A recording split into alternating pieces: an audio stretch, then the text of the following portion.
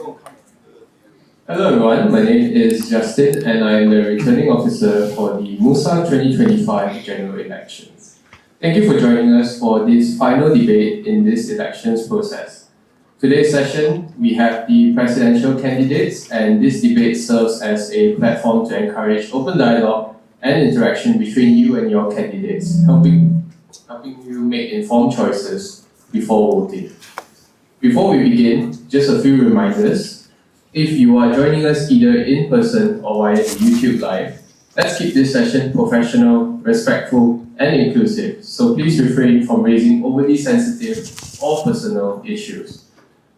Next, the outline of today's debate will be as follows. We will start first with an opening statement by both presidential candidates.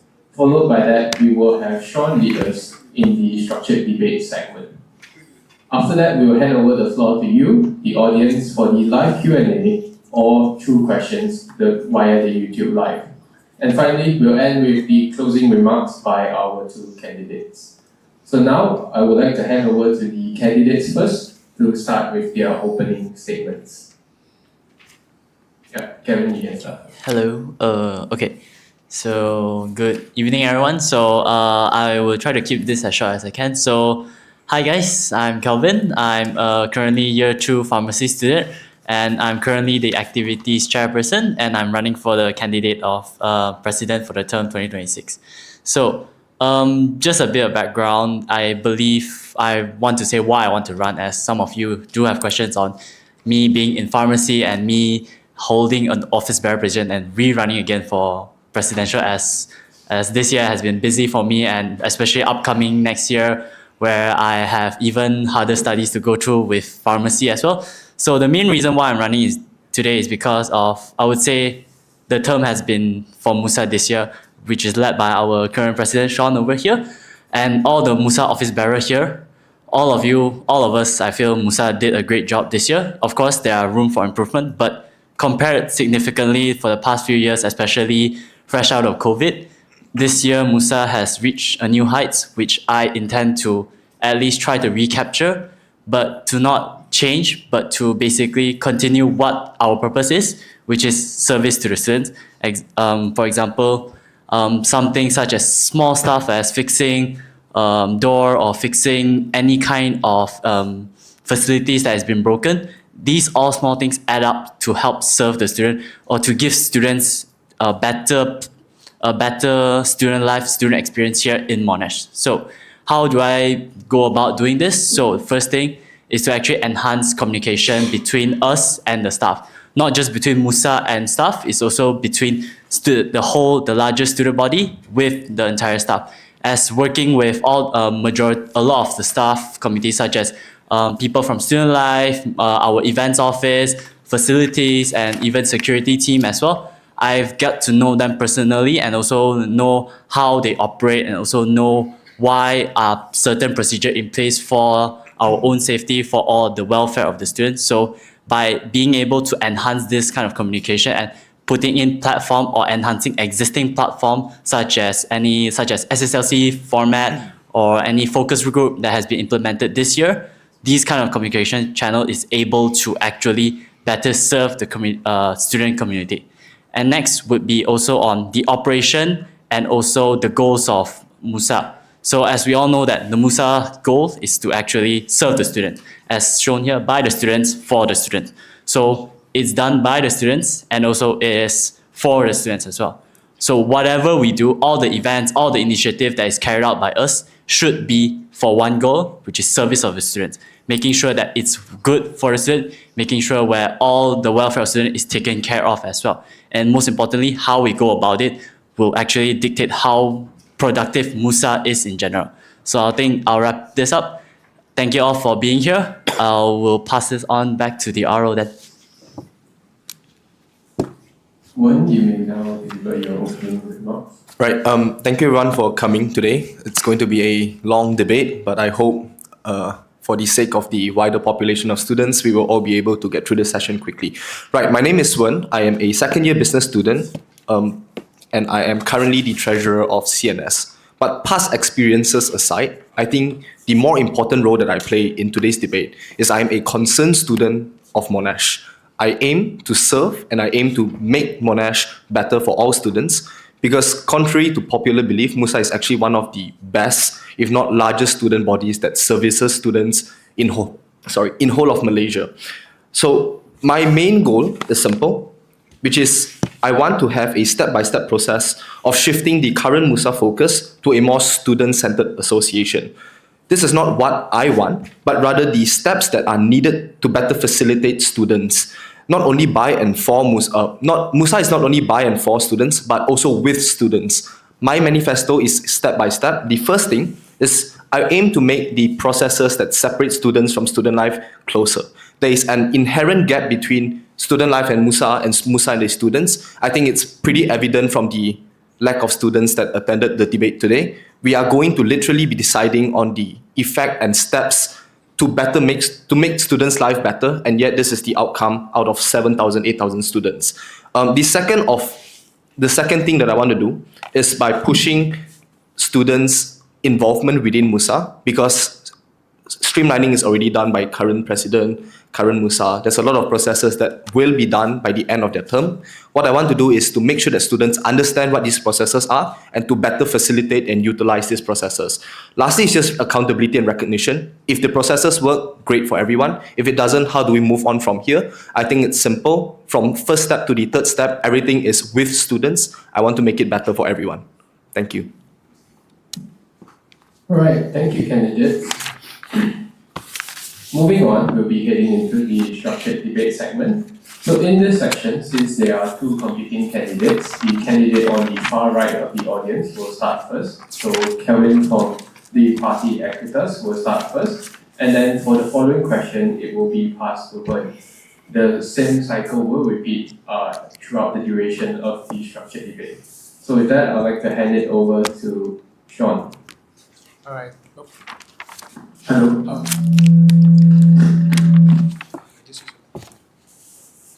All right. Hello. Sorry, the AV system doesn't seem to like me today. I believe you all have heard me talk a lot throughout the whole year. Very nice to see all of you all. I'm gonna keep things simple. I'm gonna keep things quick. Everything here will be reliant completely on your two candidates to see which one you all prefer better and which one can actually lead the student population better. So, my first question to both candidates is simple. Why be president out of all the roles in MUSA? Why take the hardest, most annoying and most hated person in the whole of MUSA? Why choose my job? Okay, so yes, I roughly answered it just now, but just to give a deeper explanation. So as my tenure in activity chairperson, where I actually work with not just student life, actually also the wider departments that is in Monash as well, so such as security, our events office and external engagement office as well. So all these experience working with them has taught me that, actually MUSA and Monash, we are on the same team. We are not competing or who is better, who's going to outdo each other. At the end of the day, we are all here for one thing, which is to prepare students or to give students a good experience here in Monash. For Monash side, of course, there will be more preparing us for the reality world, but doing so, giving us skills such as academic, career fair, all these kind of initiative for their academics, or also some welfare initiative for them, such as scholarships, all these kind of services that they do, they are executing so that they think it will be best for us. So for MUSA, it's also the same. Of course, we can't do as big as them, but we are given the opportunity to work closer to the student, as we all are students as well. We know the struggles we go through. We know that being in Monash is tough. With all the assignments, all the exam piling up, it's going to be very stressful. So our job as MUSA is just to make our students' life easier, make it better for them to be in MUSA, make it less stressful for them. So as a president job is actually, yes, service to the student, but it's more of an indirect way. So where the president role is to actually just lead from the front, but just not leading, also supporting from the back to my office bearers as well. So I will the president role is mainly just setting the direction of MUSA, making sure that MUSA is heading into the correct direction. And not only that, listening to the office bearer, listening to the students, listening to staff as well, to see where we can improve, where are the small things that actually matters to students, as well as some small things could matter. So let's say the integrity or the housekeeping of the toilets. If let's say those are not done right, people might complain, people might not feel like Monash is actually a very well kept campus, which could potentially also tarnish the image of Monash as well. So being this bridge, as the president is usually the first contact between staff and students, this holds a key position for us to actually propel student life and student experience to a better life, to a higher level. So to cut it short, the reason why I want to run for president is because one thing, I do care about the students. I do care on what we can improve, and seeing from the perspective of staff of how MUSA was run and how it should be run and how we should operate, how we should run following the governance system and the policy system set by the university. So there is definitely will be some preferred method from staff, but of course there will be some preferred method from our side. So it's at the end of the day, it's finding a compromise so that both parties are able to actually to compromise and find a middle ground so that we are able to actually better serve the student, as both are actually our same goal. Right, I'm going to answer this on two levels. On an individual level, because I was part of MUSA for the past year, to be completely honest, being a treasurer, while important, is one of a more helpless position in which there are key issues where you always have to revert back to other people, where you always have to find someone to talk to, where you always have to solve problems by going through layers and layers of proxies. The role of president, and I'm being very specific here, is one that has direct access to student life while also having direct access to MUSA and the students. My point of view is that if I become the president, I want to enlarge this contact point to enable a larger amount of OBs and students to directly contact with student life as well. Therefore, I want to be president. But on a more structural level, I think it is also one of the only roles which allows you to listen to people, but also to get listened to. When you speak in a room full of people, people understand that you are the president. You have a certain amount of power that allows people to understand where you are coming from. I want to enable my OBs to be listened to as well. This is something that I aim to achieve at the end of my term. Alright, now there will be a 2 minutes rebuttal time between the candidates in which you can ask questions to one another. So you went on a list about why MUSA is great for students. Specifically for you, why do you think being the president is something that's beneficial? Beneficial to me or the student community? To the student community, sorry. So I would say is mainly based on my experience, as I mentioned.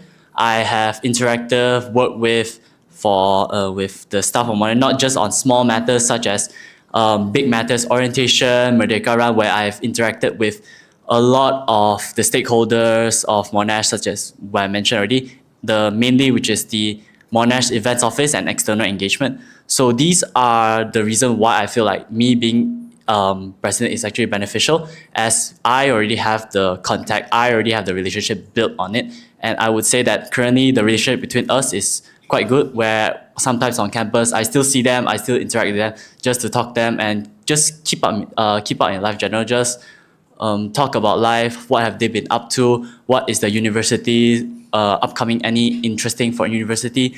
So these are the things that I would say from my role as an activity chairperson has led me to somewhat of this pathway of being able to actually step up with this role, having some of the staff support, as I know them, they know me, they know my working style, I know their working style, which is something very important, as for the past few years that the president has stepped up, where they might not know the staff truly as well. So they might not know how they work, or they might not know what is the priority of their department. They might not know why does their department exist. So for me, I already have somewhat of the in-depth knowledge of what is going on within them. So this allows me to better serve the community, as with a relationship will actually build communication.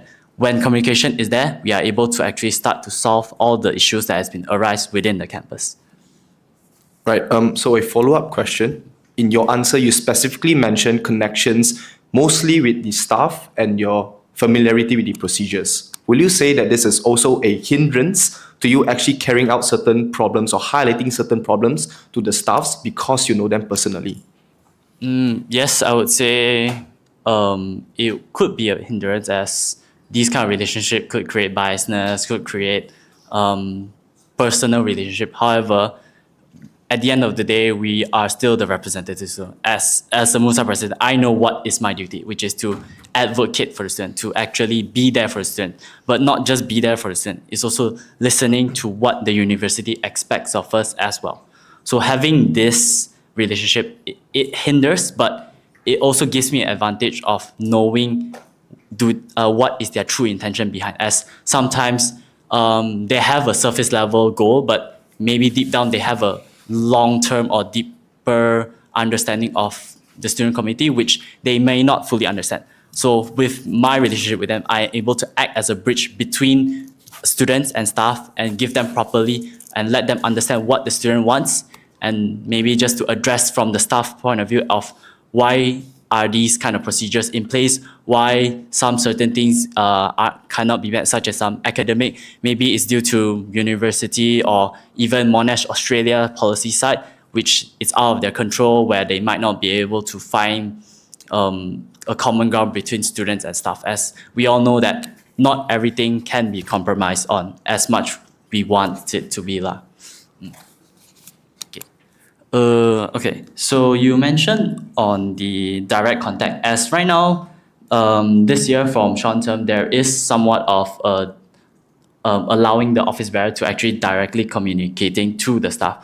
But sometimes this kind of communication is more of you asking for something and them taking their sweet time, or them having to raise it up to a different department where we have no contact to, or let's say when it's not really under our jurisdiction or it exceeds student life, such as legal team, which takes some time for them to have their own internal discussion, for them to actually finalize before they propose back to us. And even if it's proposed back to us, we don't really understand why was it proposed, or maybe could be misinterpreted. There is some misinterpretation between the discussion between us and the staff, or maybe even staff and their own inter-department discussion. So how would you think by giving this direct communication to the OBs will actually streamline everything? As remember, staff, they're also human. They have their own life. If let's say so many people communicate to them, how are they going to keep up as with such growing number of initiative by MUSA? So I think the simple question that I'm going to re-ask is that what is the point of student life if not caring for students' life? You are paid to literally cater to the needs of a student, and yet your personal lives or your personal relationships within the department is hindering the processes which are made for students. If that is the case, I question the integrity of student life, not as one person, but as a whole. The department serves the students, we are just the intermediaries. But secondarily, and that's why my question to you mattered, which is there is a hindrance because you are personally related to these people. You know these people. Miss Nadia, or I don't know, some other staff that you talk with, if they have an issue and they tell you, I can't do this because of XYZ reasons, you are under the onus of saying, okay, well, I forgive you, or well, I give you some leeway because you cannot do this or you cannot do that. My point is, precisely because I do not know these people, my only obligation is to the students. Obviously being more charitable in the sense that, well, if there is an accident and unfortunate circumstances, or you have to go through a longer meeting, that's fine. But the point is, it will always be from me, by the students, towards student life, instead of me playing the angel for both sides of the party.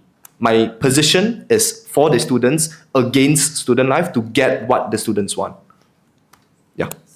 Okay, I have somewhat of a follow-up. So you say that you will follow the students to make sure that get student wants. But if let's say what student wants is not to say it's against the wider Monash branding or the wider Monash the wider image that Monash want to set. As right now, Monash these few years they have been aiming towards more of a anchor institution where they want Monash to set a trend for something similar such as Sunway or Sunway University has been done for the past few years. So what if, let's say, students, they want to do some initiative that could go against the wider Monash branding, where staff are not able to cater towards? How would you ensure that you are able to actually provide for the student, but also addressing staff as being the MUSA president? You are technically the staff representative for the students. Could I get an example of what students want that goes against Monash? Okay. So let's say Monash branding is more from the example anchor institution. So if let's say something they want to set a trend. So if let's say Monash, MUSA or students, they want to advocate for something, let's say it's going against SGD as this what has been Monash trying to do, or let's say it will damage the Monash branding in general, where could be some events initiative that is favored towards some particular student or particular like population, all these kind of stuff. Yeah. Yep. Let's just take more to questions because this is still the first question. Yeah. So something. So Do I answer that or?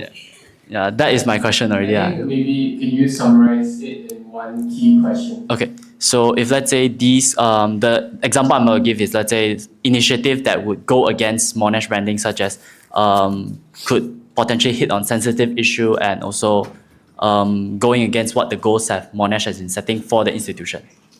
So obviously within legal guidelines, so if the students say, I want to host an alcoholic party, the answer would be no, because this is going against laws.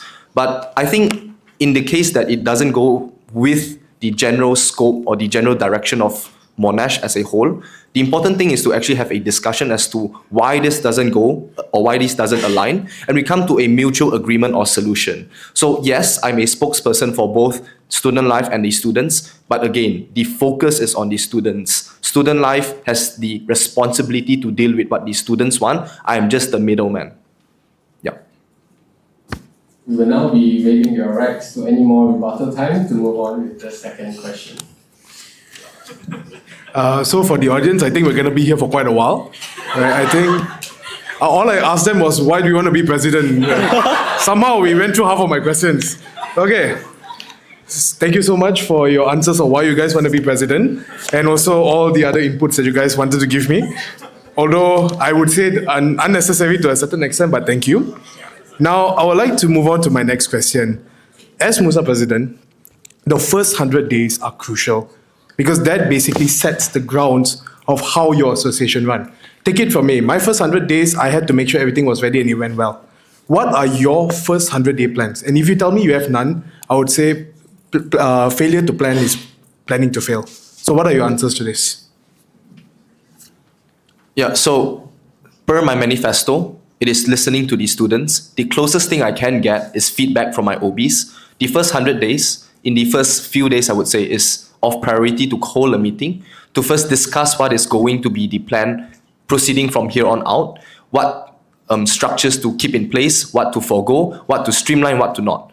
The second plan would be to prioritize which of these action plans we are going to do first, including events or finances, all of the nitty-gritty stuff for departments. The third is to have, and this is something that I want to carry out, is to have an equity officer, which is basically like a HR department specifically to solve conflicts within MUSA. I think one of the main questions asked between all of the debates was, what if there is a conflict or what if there is a violation of something? I think what the equity officer or the HR department can do is to directly report to the president, vice president, or the general secretary, in which we can discuss what these violations are and what is the next steps to move forward from here on out.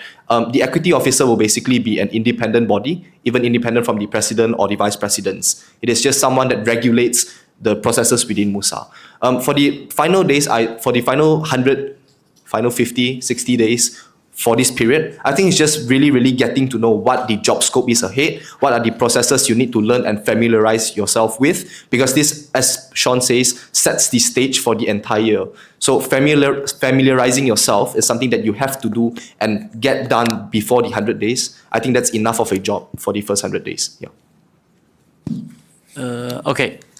So for the first 100 day, I would say it doesn't start when I'm sworn in as president. It actually starts before that. Should be started when I decided why I want to be running for president, why I think of to be in this place in the first place, and also not just that, think of the other OBs that are also running, not just the running OBs, the candidates, and also the current OBs as well, asking them what was the failure they have experienced, what they did not achieve, what was the hindrance of all this, like what warrants it. But before actually getting sworn in, we also need to know what has the problem exists. If not, if we don't really know what is there to fix, when we go into office, we're going to go in blindly. We're going to go in without a direction. Of course, we can set a direction, but we still need to put out the fires that has been set by the last term or the previous term. To not say that previous term hasn't done well, that when, especially during transition period, there will be somewhat of a power gap for, let's say, the president role, as there is a transition period where student life does not know who to refer to, or there would be a time where no one knows when have an issue, who do they refer to? Do they refer to a new candidate? Do they refer to the old candidate? Especially where nearing end of the year or beginning of the year, where some roles are not still not established. For example, some of the representative that has not been filled in through the annual election, where it needs to be filled in by the by-election. So also that when I do get sworn in, what I want to change is also not really something big. It's more of refining and bookkeeping in more simple terms, which is our MUSA handbook. Because these kind of things is actually shows how MUSA operate, or how should we operate to serve the wider community. As right now, the current handbook that we have, you can see over here, is 100 and something pages long. It's updated in 2021. That is when Sean joined Monash.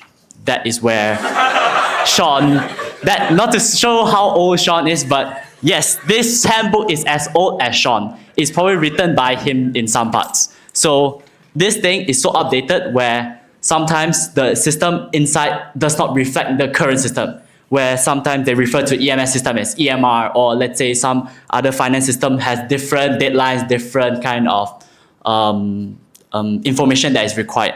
So I would say the first thing is to actually listen to what has the operational procedure is wrong, and also adapting and changing based on what we can and what suits MUSA, and also is within the university guideline as well. So I would say the first thing I would do is listen to my OBs, seeing what we can improve on our operations so that we are able to operate more efficiently, we are able to operate more productively, so that we ourselves can use less resources to actually better serve the community. Alright, due to the nature of the rebuttal, we will proceed first with a series of faster questions by the existing office bearer Sean, and then once he's done with those questions, we will open for rebuttal later on. And any rebuttal will be granted at the discretion of Sean.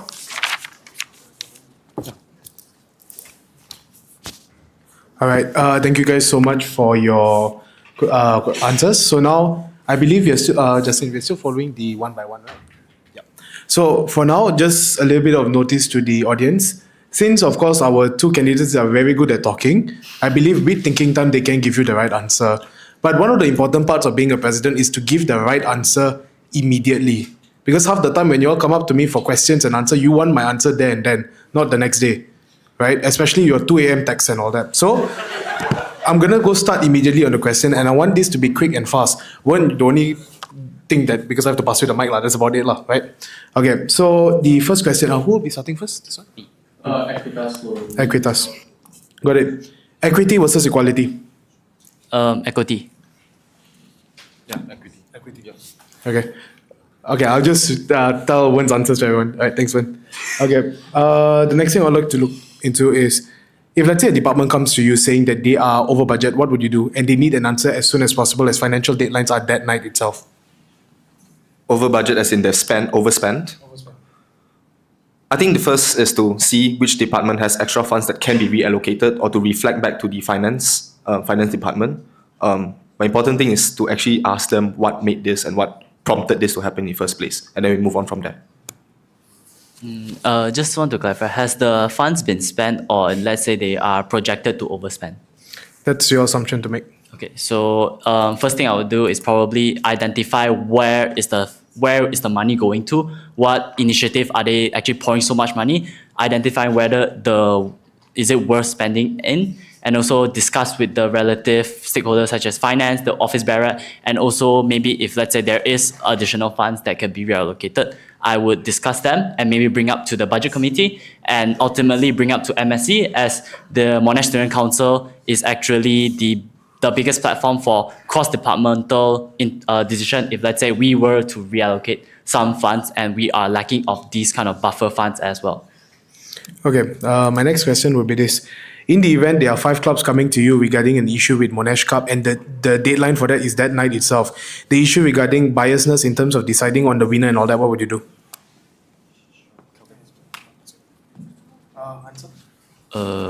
So basically, just to double check, the question is asking on how would you resolve on these bias for Monash Cup, is it? So mainly is to first let the CNS heads to be involved, as they are the main stakeholder to manage the club and society, and just to meet up with them personally with the club and also maybe with the club and society, so that I am able to understand both sides. And if let's say so, maybe try to have a general meeting with all the party as well, so that we are able to actually find a common ground. And if let's say there's any statement that needs to be put out, we will put out. And if let's say there's any action that we have to rectify, we will rectify accordingly. So first, to ask the sports officer, is there really a bias, or if there isn't? If there is no bias, or if there is a bias, the point is to make Monash Cup continue first, and then we resolve it after and see what we can do during the Monash Cup competition and make it fair there and then, instead of going through so many processes. Again, simplification. Okay, next question. Fast decision or the right decision? So I think this depends on the issue. Obviously, if we can have a precise decision through discussion, that is preferred. But sometimes when you need a fast decision, I think I can make the call. Yeah. I would say sometimes fast decision may not be the right decision, but fast decision sometimes result in the best decision that you can come up with. Okay, next one. In the event where you have an officer in your team that is toxic to the point where he gets the job done, but he's very toxic to the point where everyone complains about him, do you A, coach him, B, replace him?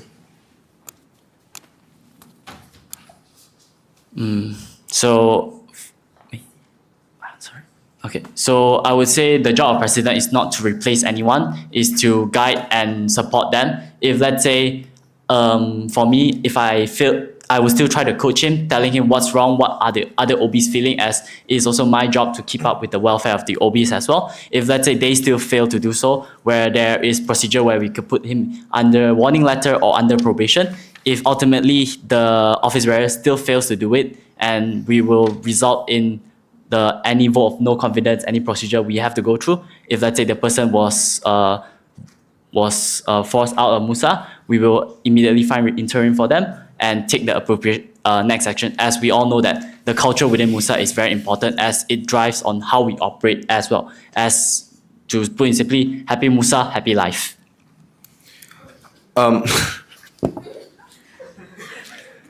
So we don't lack capable people. The welfare of MUSA still matters more. The majority vote will decide what to do with that person. Okay, last question before we go back to rebuttals. In the event where there's an event happening, right, do you break the policy to fund the event, or do you follow policy and cancel that event, be it big, be it small? Sorry, to fund the event? Approve financials. So to cancel or to approve financials? So first of all, if the event there is something that goes against inherent constitution or policy, I would first cancel the event, and then we postpone it for later on, and then we discuss whether this can be something that be brought back later. So priority is given to cancelling it first, because I don't want to have an overload of problems I cannot solve later. So it depends on what kind of event it is. If let's say, if it's beginning of the term, I would say try to discuss with the office bearer to restructure how they want to come about with their events, and making sure that they have proper backup plans in place. If let's say it's sprung upon me very randomly, where let's say if it's, I will first identify where is the main root cause. If I can identify it and actually be able to understand why does it happen. If let's say if it's a MUSA issue, or if it's a miscommunication between staff, that is where I would sit down with the appropriate stakeholder and actually discuss to them what to do. And if, let's say, we were forced to break protocol in this kind of scenario, we would need to actually get the university approval, as still, university still governs us no matter what. No, we have no power saying that, oh, we will give you the money or what. If, let's say, we are unable to do so, unfortunately, even big events such as MCA and Monash Cup has to be cancelled. If, let's say, there's no money for it, we have to cancel it. All right. Thank you both candidates for humoring my speed run questions. And I do hope to the people watching all that you understand how your potential candidates are considering your answers, especially when you guys are coming to them immediately. Now I'll be jumping back to the questions I'd like to ask the both of you. And for this one, I would like to go more into your direct manifesto. So for this one, will be a bit more different, where I will directly ask the candidate itself on the manifesto. So once we are done with this one, we'll go back to the original, like left and right and all that. So for the first manifesto, I'd like to go towards Equitas, Kelvin. So at one point on your manifesto, you mentioned about the students and staff feeling hurt. Last I checked, the S in MUSA stands for students, not staff. Sorry, can you repeat the question again? So to streamline a little bit onto your manifesto. Sorry. Okay. In your first point here, by strengthening this, we build trust, encourage inclusivity so students and staff feel heard. Again, MUSA stands for the students, thus the S in MUSA. So could you clarify this? Okay, so yes, MUSA is a student organization for the students. It's mainly for us to for the office bearer to advocate and to be representative of the students. However, you need to know that university is not just students as well. There's also staff that we have to address, or they have to address to us as well. As I believe that having a proper relationship with both ways, have not just having one side hate each other or one side advocating for one side only. By having advocacy for both sides, I'm able to actually build more of a community so that the university can feel safe for all students. As right now, a lot of students, from my experience, they do sometimes struggle with communicating with staff, where they might not feel safe around staff, as they feel like sometimes potentially staff could have they just don't generally feel safe around staff. So by being an advocate for both, we are able to actually improve this, where students itself, they are maybe more comfortable around the staff in general. Sorry. Okay, thanks Kelvin. Wen, this one is towards you. And after these two, you guys can rebut each other's statements, yeah? So one part of your statement, you really emphasize, I believe not just that, and also your opening statement, you really emphasize about hearing the students' voices, right? The biggest issue with that is not all people will see the same situation the same. Some would agree, some would disagree. And in terms of quantity, let's say the quantity is the same, how do you manage to navigate making sure that the voices that you are heard are the correct voices to hear, and not just listening to the empty voices in the skies? So, voices that are heard, it is not for me to decide which is right, but rather the majority. I think as all elections work this way, it is not who is the better candidate, but who the student wants. It is not about whose voice matters more, but who the majority wants. I will listen to the majority. But coming back to the question, in the case where there isn't a large majority or big enough for me to make an actual decision, it will come back to the discussion of the OBs and MUSA itself. So sure, there are going to be certain questions that rather cannot be answered by the student body. That is when MUSA steps in and make that decision, because they are representatives of the student. That is how your politicians make decisions. That is how the parliament works. We will now be given 2 minutes to rebut. So just a reminder, this 2 minutes is to ask questions. Please try and refrain from storytelling, as we will want to hear your views.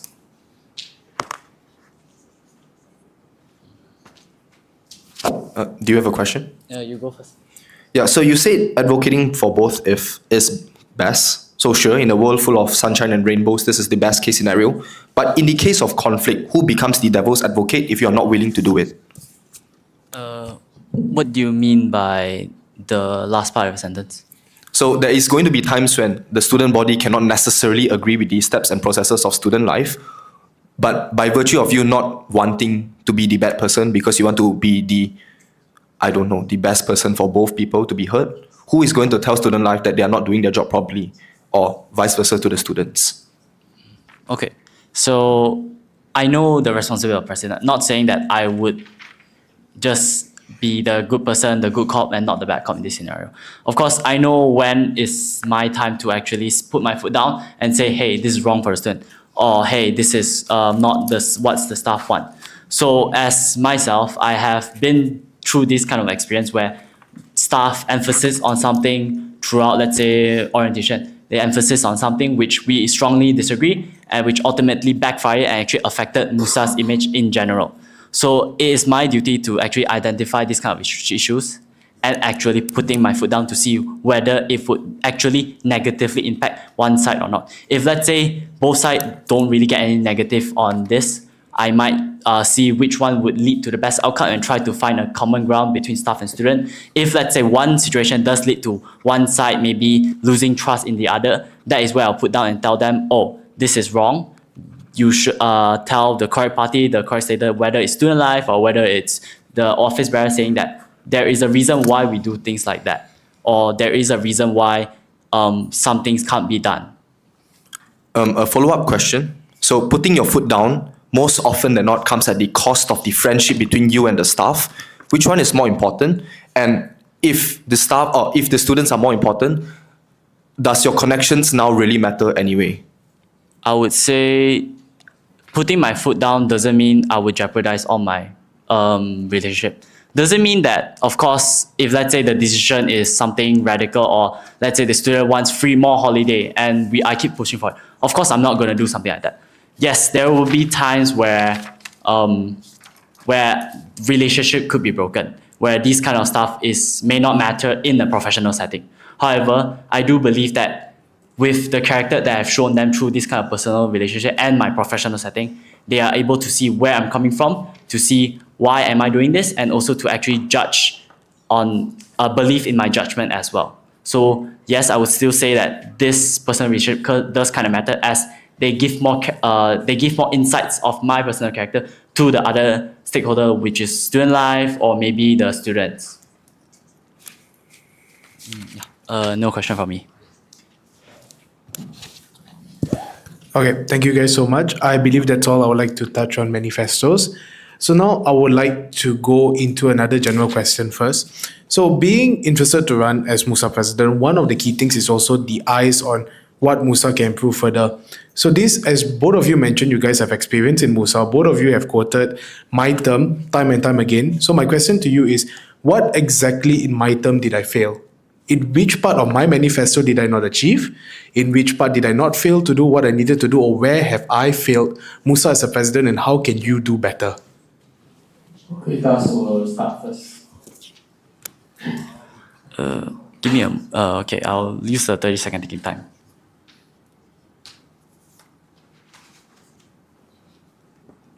Okay, so I would say the biggest failure in terms of what the current MUSA has been done, which is something that is also quite personal or quite related to my department, which is activity, which is the operation of MUSA. Not to say that MUSA operation has been horrible, but there are some hiccups due to the recent governance style change within MUSA, such as implementing deadlines for EMS, implementing finance deadline, these kind of stuff. Yes, it does improve the governance in general, but the issue is, I would say, the handing over of the governance to the operational side, to enforcing the governance through operation matters wasn't done properly. As just talking around with my OBs, they know such policy exists, such PRPO exists, such what EMS system does, what this kind of policy or method exists, but they do not know what to go about this situation. They just know, oh, PRPO exists, but what do I do with them? How do I apply PRPO? What even is PRPO? They don't even know this kind of simple things where should be done during training, however, was quite a fail, as I've seen a lot of OBs, they actually simple procedure of a responsibility of an office bearer, they do not know of, and some don't even know what is like some simple purpose of what is MSc, something like this. So the translation between governance and operation wasn't done that well, in my opinion. I think it's you just put too much pressure upon yourself to take accountability for mistakes that obviously are not always yours. So from that perspective, I feel like the biggest failure was not getting the right people to be responsible for their own actions, therefore leading to most of the problems that Kelvin talks about.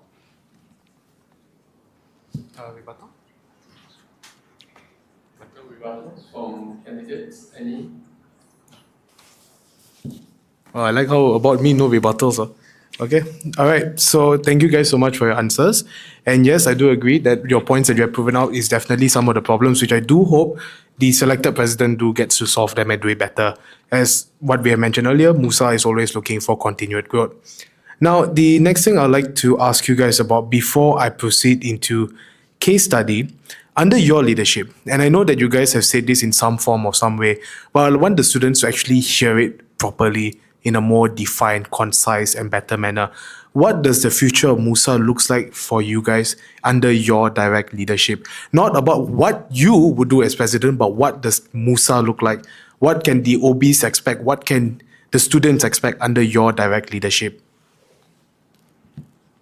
Me first, right? Yeah. To summarize in one word, precision, because I don't like wasting time. I'm a person that really wants speed and accuracy. Obviously, there are going to be processes that take more time. We'll go through that, do our due diligence, but speed and efficiency is something that I want to be known for. Moving forward from here on out, Musa will still have all the necessary processes, will still have all the necessary checks and balances to have accountability, yada, yada, yada. But all of this should be still done under the general umbrella of efficiency to provide for the students. So the thing I want to talk about is somewhat of a concept that not many people know, as MUSA is an independent body from Monash. We work with Monash. So I would like to build on that independence, but not in a way where we govern ourselves for all this. As Monash, we are still governed by the university laws, university policy, all that. What I'm saying independence is in terms of operation, being able to operate independently, being able to know what to do at what scenario, being able to know, oh, who am I going to reach out to if I encounter this issue? Or maybe not even before reaching out to our external parties, looking back into our own institutional memory, see what was solved and what was the problem, if let's say there's a similar problem, and how was it solved. So by building these kind of small independence, we are able to actually build for a more stable MUSA, when there is a transition period, it won't be too messy, it will be hopefully streamlined as well. So in general, building on a MUSA where it's self-reliant in terms of its operation, when there's issue, we try to fix it ourselves. If let's say we can't fix it, that is only where we go to the university body.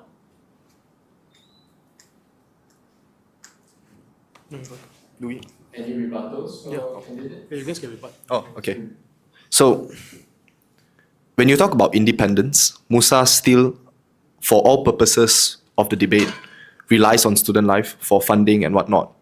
True independence can only be achieved if you can really say that Musa is separate from Monash. How do you achieve more independence while still relying on the very body that denies you independence? So yes, that is where I mean by governance dependency on university. As we have MUSA, the name is Monash University. We have to abide by their rules. We have to abide by their policy. If let's say the Vice Chancellor say no, of course we can't go for her. She's the head. We can't possibly go against the CEO or the boss of Monash. Okay. So what I mean by operation is basically how we operate, how we execute our events, how we execute our initiative. If let's say we want to do this initiative, and it fits within the governance of the university, how we're going to achieve it. See, let's say EMS submission. Everybody does their EMS submission differently.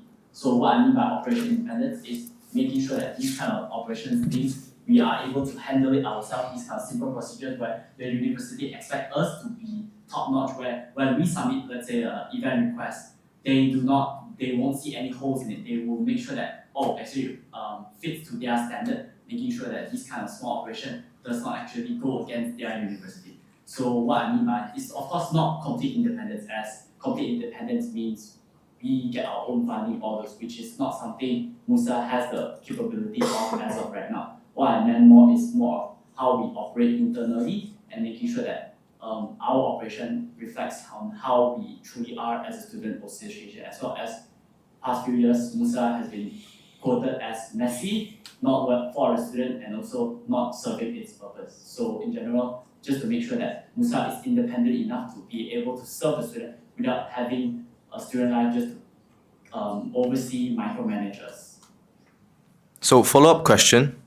Independence doesn't always lead to more organized processes because it means increasing the amount of unknown factors. Doesn't more independence inherently lead to more like messy processes that you have to figure out all on your own?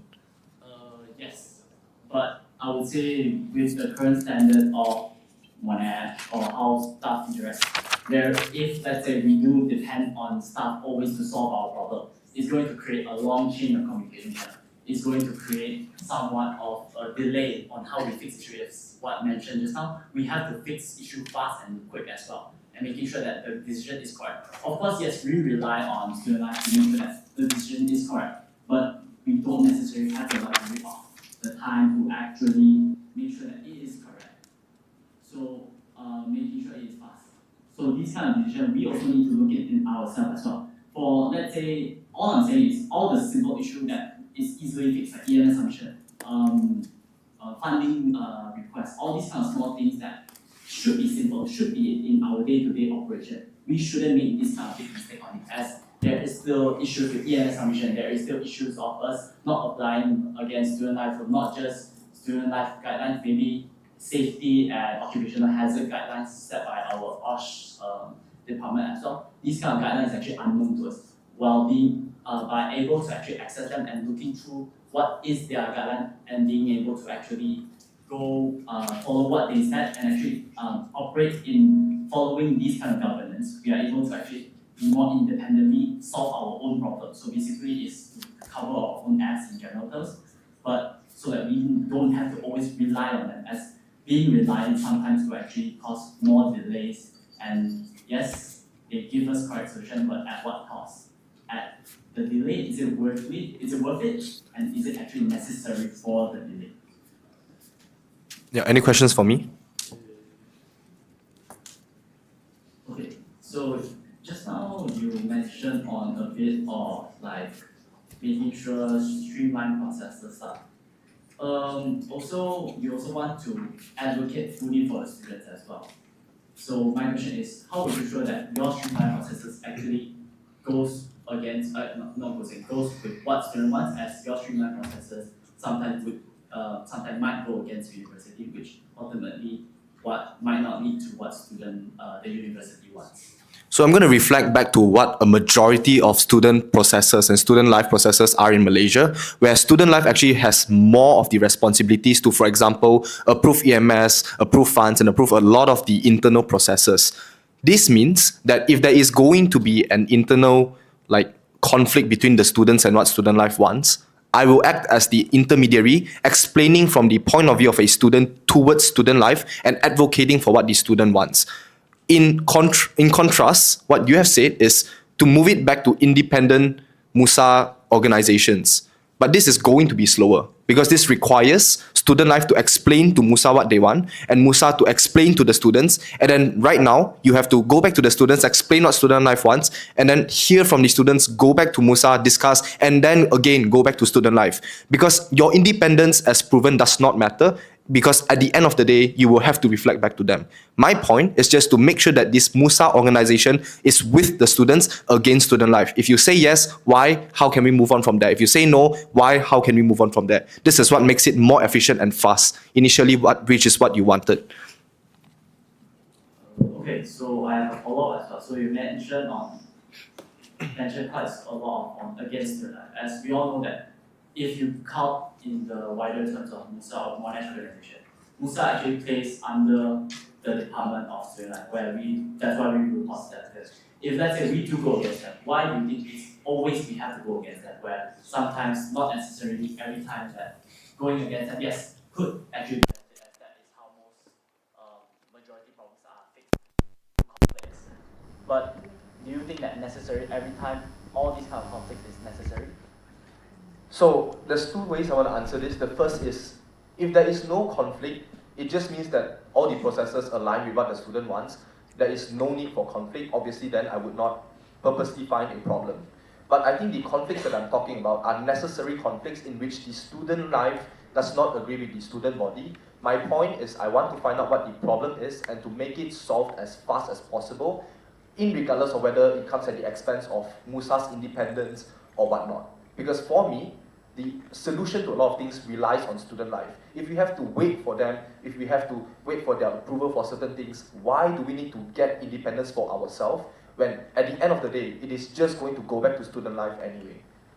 Okay, one last follow-up. So you mentioned on the processes that you mentioned that student life is the creator of all process where they can just follow our change. What if, let's say, you cannot deliver what you have said, changing all these kind of things to fit the person, where student life at the end of the day, they are not the highest level of the management. So what would you do if, let's say, whatever you have proposed cannot be done?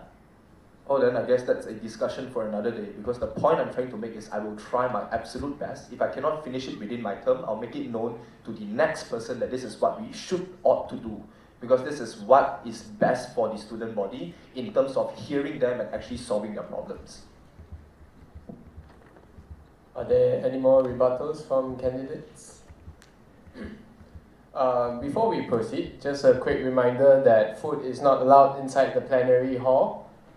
Unfortunately, you have to take it outside, but do note that we do have the YouTube live for a reason. So you may watch the YouTube live, and once you are done with your food, please do feel free to rejoin us in the plenary hall.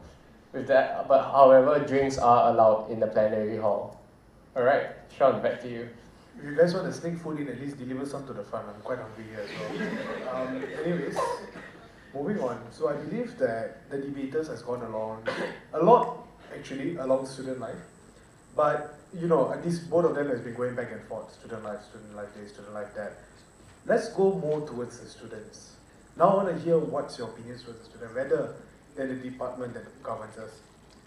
Now, the first thing I'd like to ask to both of them, especially during your leadership, and this is where we get into the case studies for today. In the event you, as the president, gets an uproar or people going against you, you have all of your OBs not agreeing to your procedures, despite all the communication efforts you may have tried, it's not getting to them. All of them are against you, they're not following the procedures you put, not just the procedures you implement, but the procedures that are already governing before that, in spite of your efforts.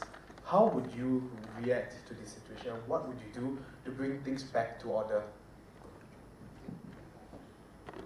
The current one to go first is Equitas. So in general, if let's say people aren't agreeing with what I want, what the university or I have implemented, so to go back just what has been stated, communicate properly with them. What are they dissatisfied? What do they not like? Why do they not like it? And is there a reason, is there any root cause of this issue? If let's say there is, or let's say the implemented procedure has actually led to a lot of issues, to actually identify whether these issues are actually big or just small issue that is accumulated for the past few times.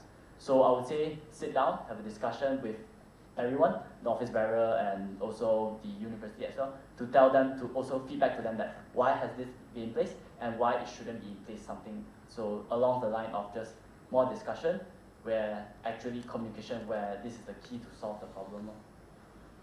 So per the question, it is when all efforts of communication is uttered as useless.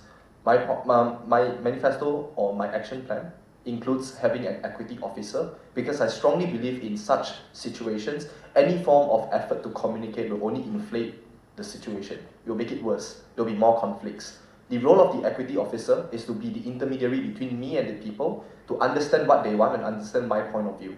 In the case where this cannot be solved, I think the easy solution is for me to step down and find someone that is more suited or someone that represents MUSA as a whole. It is a simple decision. It should not come between my personal feelings for MUSA or theirs against me. We will open for rebuttals? No rebuttals? Okay. Okay, so for this one, I do have. Hello. Okay, so I do. Testing. Okay. My God, lost where was I? Okay, I do have. Testing, testing. Hello. Okay, so sorry for taking your time. Okay. Testing, testing, 1, 2. Hello. Okay. Moving on to my next question. Finally, I would like to ask both of you guys on this question itself, in which that you guys mentioned a lot about how you guys either want efforts of communicating or step down immediately. What is your direct idea on how would this exactly affect MUSA when you do these necessary actions? Because right now you just told me what you're gonna do, but what do you foresee the outcome to be, and why do you think what you have done is necessarily the right steps of actions? Me first, right? Yes, the independent. So, again, I think there is no right step of action, but there is definitely one that is most representative of what the student wants. There are going to be scenarios in which what I want or what I think is correct is not representative. I think it is my responsibility not to carry out what I think is the best, but rather what the people want. Because at the end of the day, MUSA is for the students, and that is from the perspective of the students. But secondarily, I think it's just obvious in general. Most of us are just students. We already know what generally the students want. We understand the point of view of the students. We are not separate office workers that were employed to listen to students. And therefore, I think this is exactly why MUSA is one of the best examples to advocate for what the student wants. So my point of view and my manifesto is just catered towards facilitating the conversations from student to the person that agrees and allows sort of all of this, whatever they want. So there's no right, there is just majority and representation. Can you restate the question again?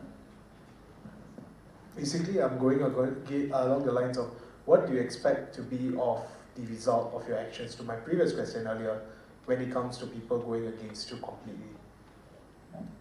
So the result might not be pretty, I would say. So it depends on what are the situation, what are the outcome of, let's say, my implementation of my initiative. If, let's say, it results in, let's say, minor discomfort in them, of course the outcome could be better. If, let's say, it results in, let's say, them actually not being able to get their money back for after that, for when they're requesting for cash reimbursement, these kind of things definitely will affect them morally, as we all know that money is how we survive in this real world. So these kind of action, if, let's say, my implementation would result in this, I would see where did I go wrong with my implementation.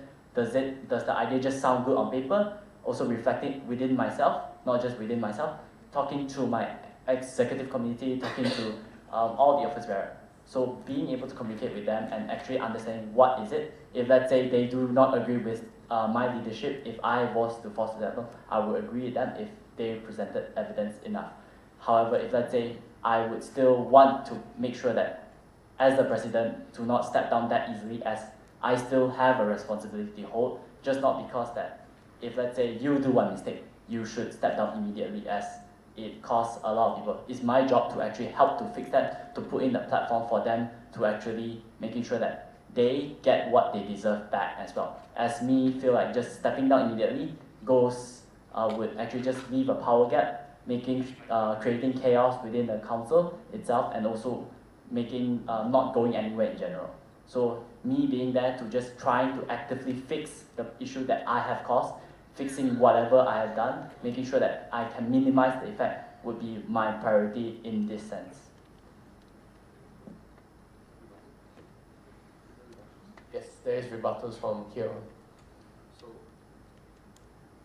Yeah, so what if actively trying to solve the problem is the problem? What will you do? Can you give me more context on it? So if the problem was caused because you micromanage people, and you can't necessarily stop micromanaging because you think strongly that part of the problem is they are not disciplined enough, and your efforts to effectively have more communication is seen as more micromanaging, how will you solve this issue? So in general terms, so it means that if, let's say, they are not disciplined, so they don't really do all they don't do their duties up to standard, which lead to like me having to cover for them or. Hello. Okay. So just to restate what you have said, so it's basically me micromanaging them because that they don't necessarily live up to my standards or what is expected of them. Is it? So you said if there's conflict, you will try to communicate and solve from there on out. My question is, if you communicate more, and this is seen as part of the problem, how do you not communicate while still solving it?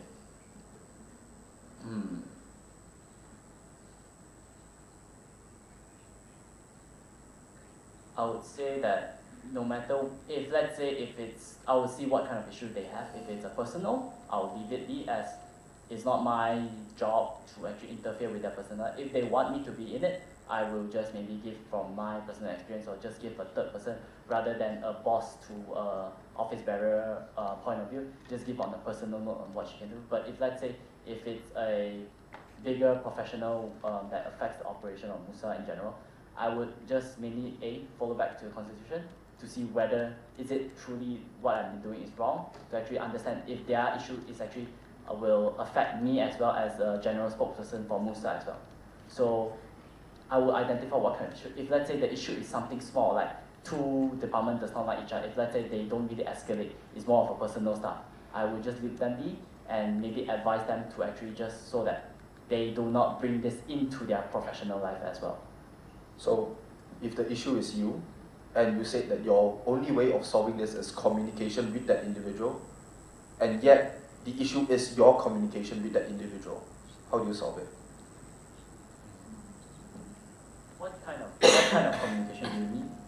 So for example, if that is a claim that you are not hearing out this person enough, and that is the consensus of all the OBs within the office, and you trying to talk more to them is something that they do not want, how do you communicate and solve when your only means of solving it is taken away?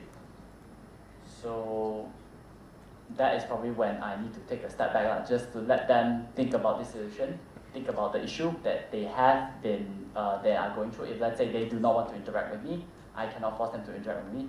But there is still expectation that I do have with my OBS. Doesn't mean that you have an issue with me, you cannot just ignore me because you have a problem with me, either personally or professionally. If you have an issue, you can bring it up to me. You have the right to complain about me, to actually to voice out and to actually start a vote of no confidence or start a warning letter, as any student has the power to trigger this clause in MUSA. So if let's say they do not want to solve the problem with me, if let's say they really fail to communicate, I will also refer back to the constitution, whether if there are any faults at this, and not just referring to the constitution, to get other third-party consensus as well, to see whether they actually believe that is it a me problem or is it a them problem. So to summarize, you'll step down. Not step down, but step away from the situation until it goes over, until if let's say there is a possibility of me solving the issue. Okay, on that, in your previous statement you said that you don't want to leave a power vacuum. So how do you effectively step away from a problem but yet stay in power enough over the situation? Because you cannot have both ways. Yes, so that yes, I agree, I cannot have both. But that comes back to whether if it's a personal or professional. If let's say it's personal and it's them being not it is the let's say it's not my fault. It is their fault for not communicating with me, as I only can do so much in a sense where I can offer my support to the OB. If they do not accept it and they do continue to have run into the issue, I will personally let them try to settle on their own, as if they think that is best for their department, best for them, I will let them continue go. However, if let's say there is an issue that races back to me and goes and comes to my level where the staff are not happy, where students are not happy, that is where I will actually make a formal intervention where I had to actually see whether is it an office bearer issue, is it a constitutional issue, is it an operational issue. That is where decision has to be most, as these kind of back and forth will not go anywhere.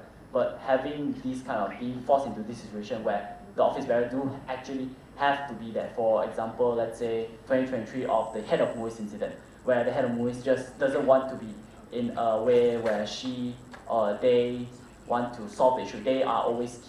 They keep deflecting the issue. So in a way, until I can actually formally find and meet them, if I can't, I will still just follow constitution to see whether if it's my problem, their problem, and go accordingly. If let's say to fire me, fire me. If it's not my issue, if they still refuse to show up for official MSC meeting, for warning letter voting, if let's say they still refuse to show up, we can still proceed with the voting to see whether if it's justifiable to give them the warning letter, and so on and so forth.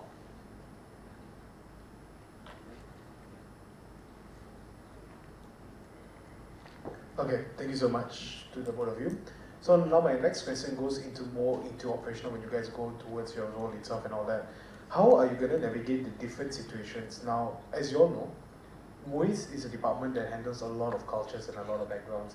Being the president, I know that the MUIS president is there for a reason, right? The MUIS head is there to navigate all of this on your behalf, but as the MUSA president yourself, you should have an underlying understanding of what the situation is happening and the cultural significance that it brings.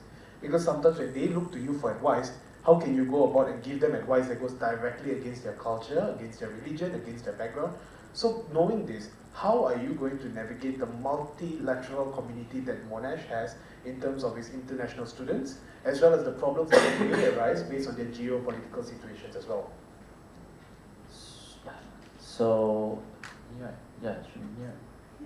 Okay. Yeah. So just to okay, for this kind of situation, the best thing is to first do my own research to see what is the actual root cause. Is there any what you mentioned, any historical prevalence to this issue? If there is, I would go about it more carefully. If let's say if it's a current geopolitical situation, I might actually advise on get advice from staff, as there are staff that's expert in these fields. Also get the opinions of some of the people from the specific community, and most importantly, the MUIS head. If let's say these kind of issues is rooted in culture based, to be honest, there's nothing much we can do. As MUSA president, we are not Superman. We cannot solve world peace. If let's say there were issues to arise to this kind of stuff, the best place I can do is just provide them a place for them to rant, for them to listen. May not be my job to provide a solution, but it may be my job to just let them let out their anger, let out their frustration, as my job is for the welfare of students. But my job is not to problem solve for them and potentially making it worse, as this kind of situation could trigger even further traumatic experience for them as well. So in terms of cultural relevance and geopolitical issues, I think it's important to note that in Monash, we are a learning institution. So resolving conflicts or global affairs is not something you do. What we want to be able to provide is a safe and peaceful place for students to learn. So it doesn't matter where you're from, what race you are, what ethnicity you are from, doesn't matter what religion you are. The point of Monash is you can come to school without fearing for your own safety, and that is what MUSA should set out to do. The staffs and their own political preferences are also not part of the equation, because it doesn't matter who you are, your right to live doesn't outweigh the right to live of another individual. You should be prioritized as a student. And for MUSA, that is precisely what we aim to do. You are a student. You are not representative of your own culture. You are not someone that has to speak out on behalf of your culture. Whatever you do on your own free time is up to you. But when you step into Monash, you are a Monashian, you are a Monash student, you learn and graduate from Monash University. That's what MUSA should do.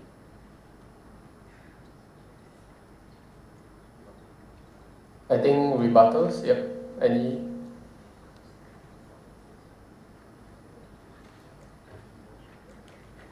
Okay, so my next question to the both of you.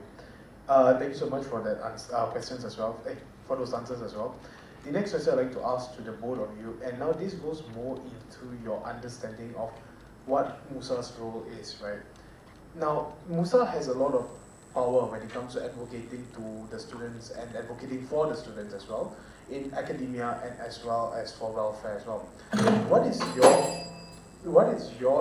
will be your position of power in the sense where there is huge issues of harassment and racism targeted towards you directly or towards your office bearers. Because if we are to deal with external facing problems, that's fine. You know, there's a certain procedure for that. But what if it's targeted towards your office bearers and you, the people who are directly representing the students? So what would you do?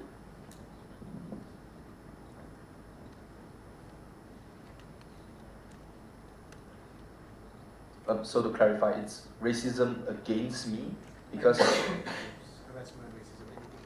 You or your office bearers. Okay, so I think this is also why the equity officer matters. So you asked previously equity or equality, obviously equity, and the equity officer's job is to act as the HR department where they mediate any form of conflict like this. Because if I am the person that is being indicted by this racism, I am definitely not in the best state of mind to go against the people who are racist towards me. Because you cannot change the mind of inherent racists. If they hate you because of your skin color, you cannot change your skin color. You can never please everyone. The point is, what do we do from there on out? Is the racism directed to the point of which I cannot complete my duties? Is it directly affecting my members and my OBs? If the answer is yes, the equity officer will then move on towards, for example, the MSc, where we can have a vote of no confidence, whether this is an issue that ought to be brought up to student life, for example. Because as a student, you do not have the power to expel a racist student that has actively harmed your ethnicity or your race. So the equity officer mediates this conflict. If it can be solved internally, it will. If it cannot, it will be escalated to student life, or in the worst case scenario where there is actual harm done, maybe the police, not by MUSA, but by student life as well. So in general, this kind of situation, if let's say they were to target towards any office bearer, even including myself, I would say this is where we are still students. We should still follow the normal procedure. If let's say there were incidents of, let's say, sexual harassment, racism, all these kind of cases, the first thing that we also need to go to, first thing is the actual adults of the room, which is any figure that is important, student life, police, or any relevant matter. So these kind of things should be handled by them, as they are there for a reason. They are paid to do so. So they have the necessary experience to do so. So this is where we get their help from. So if let's say to solve it internally, if it's a general student that is always targeting towards MUSA, if let's say they've done so through an unofficial platform for, let's say, something well known, MonHub. For MUSA standard, we don't really take this kind of anonymous chat as serious or official feedback form, as these kind of things are sometimes not valid, or there also be no credibility, as we are unable to actually pinpoint with the problem and actually potentially to approach the person to identify the problem. However, if it's, let's say, they are going through an official channel, yes, we will try to solve it as civil as possible, making sure that both parties heard. But if, let's say, inherently they don't want to change anything, they just hate you because who you are, there's nothing much we can do. The only way, if let's say they do just, they really affected you, my mental health or my office bearer health, that is where I will step in, as there is actual harm being done. So involving the proper authorities, student life, police, that is where the line should be set. So in general, if it doesn't affect us or it goes through some anonymous chat, action could be ignored. However, there should be some specific investigation to be done to see whether these allegations or these kind of issues are true. But if let's say there is harm, we will take immediate action as fast as possible. Yes, but just a reminder for this, since it is a more sensitive and delicate topic, do try to keep it factual and not personal in any way. So, if you are the victim of serious racism, how do you step in and keep a clear head while still negotiating with someone that obviously doesn't want to talk to you? Okay, so let's kind of go back to what I've stated. If they don't want to talk to me, I cannot force them to talk to me, I will just step away. If let's say you question on my ability to level head, I do have people to help to basically deputize me. So either student life or let's say my vice president, they can step in for me, as I can explain to them on the situation, so that there is no bias, there is no, I wouldn't also do what they have done to me as well. So basically, if let's say I cannot handle it, I will find the proper person to actually help me handle it. So there's two things that you responded to. The first issue is you talked about how student life and your deputies can assist you, but through your own connections and your own answer, you say that student life knows you. Your deputy presidents probably also know you as well. Doesn't this mean that the conversation that you are going to have will be skewed towards you? The second is that you'll find someone that can best mediate this conversation. So there is no real person in charge. You're just going to plug someone out. Okay. So for assuming I just plug one random person out, how do I know that they also are not victim of whatever crimes have been targeted towards me? Maybe they feel the same way as well. As Monash people, we are one of the few universities that are able to truly express who we are. Maybe they might go even extreme. So by having somewhat of an authority of student life or deputy vice president, I am able to actually also to somewhat give a expectation of what I want. Of course, if let's say I say I want more violence, if let's say they don't agree with me, they can also bring it up to me as well. And I believe I am not such a person where I don't like violence. I don't believe I am a person that would strive for more violence. Okay, so I also hope that the third party, which potentially have more experience than me, may experience these kind of situations themselves to actually give me their perspective and what to deal with this kind of issues as well. So to say that they will skew towards me, I wouldn't really say that they would, as it's their job to actually also making sure that my welfare is there as well. If let's say I were to bring to student life, it's their job to educate me as well to make sure that I take the correct decision, I make the correct decision, I take down the correct path to address this situation. If let's say they do tell me to not address it, I will follow to their expertise, as they might know more than me, as I'm someone that hasn't really been racially harassed or any issue. So this kind of issue definitely be new to me, but I will also try to stake it to separate my personal life and my professional life as a MUSA president.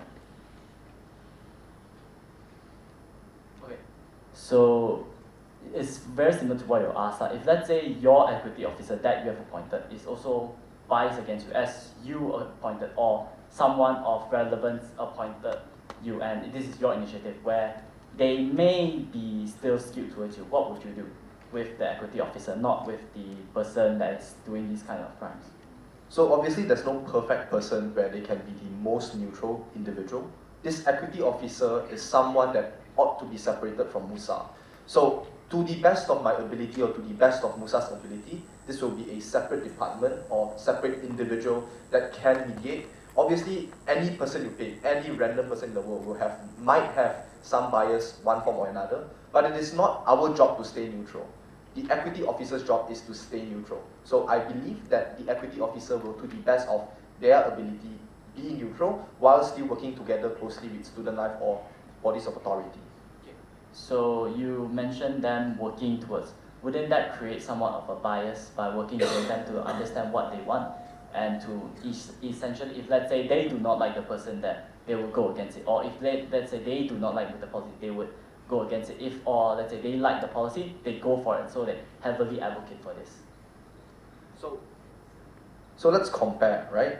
There is no absolute neutral person, but to the best of MUSA's ability, we can select or we can make a body that is neutral. So to answer your question, if that is the problem that the equity officer faces, then that is a problem that every single person that steps in to mediate will face. The ability that I can provide, or the ability of the equity officer, is to be neutral. That person should not have a bias towards MUSA or towards the student body, but rather the conflict at hand.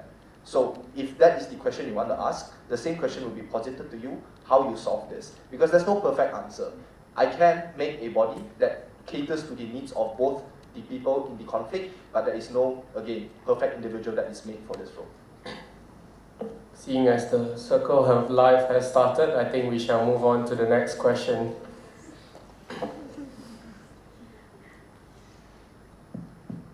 Right, thanks, Yasin. Okay, so the next question I'd like to ask, and this goes a little bit more towards one side actually. You keep mentioning the introduction of the equity officer, and a lot of your answer does hinge on the specific equity officer. Adding a new role into MUSA is not a piece of cake. Trust me, me and VPs trying to add a new school into MUSA is not as easy as it seems. How confident are you that the equity officer can be added? And does your answer change the moment it cannot be added? Because there is a reason why the welfare department is there as well. So there are going to be struggles in doing anything within MUSA. Obviously, this is a thing that I have to take into consideration. If it is in the case where this definitely cannot be passed, in which during my entire term this is something that student life fights me against on, then yes, the welfare department will take this into account. But the point of the equity officer is not to make a completely new body, but to rather have a role that understands what they are there for. It is the role of a HR department in a company. It is something that they ought to be understanding of, that their job is to solve conflicts that cannot be resolved because of inherent biases, be it you are the MUSA OB or be it you are a student, or racism, for example. So yeah.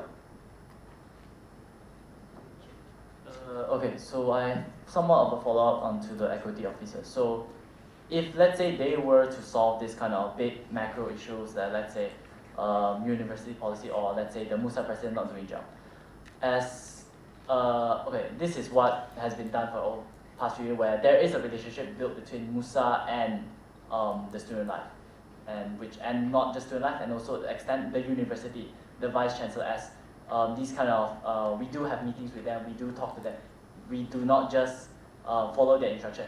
There is a two-way communication. They give us what they expect, we give them the feedback of what their goals is.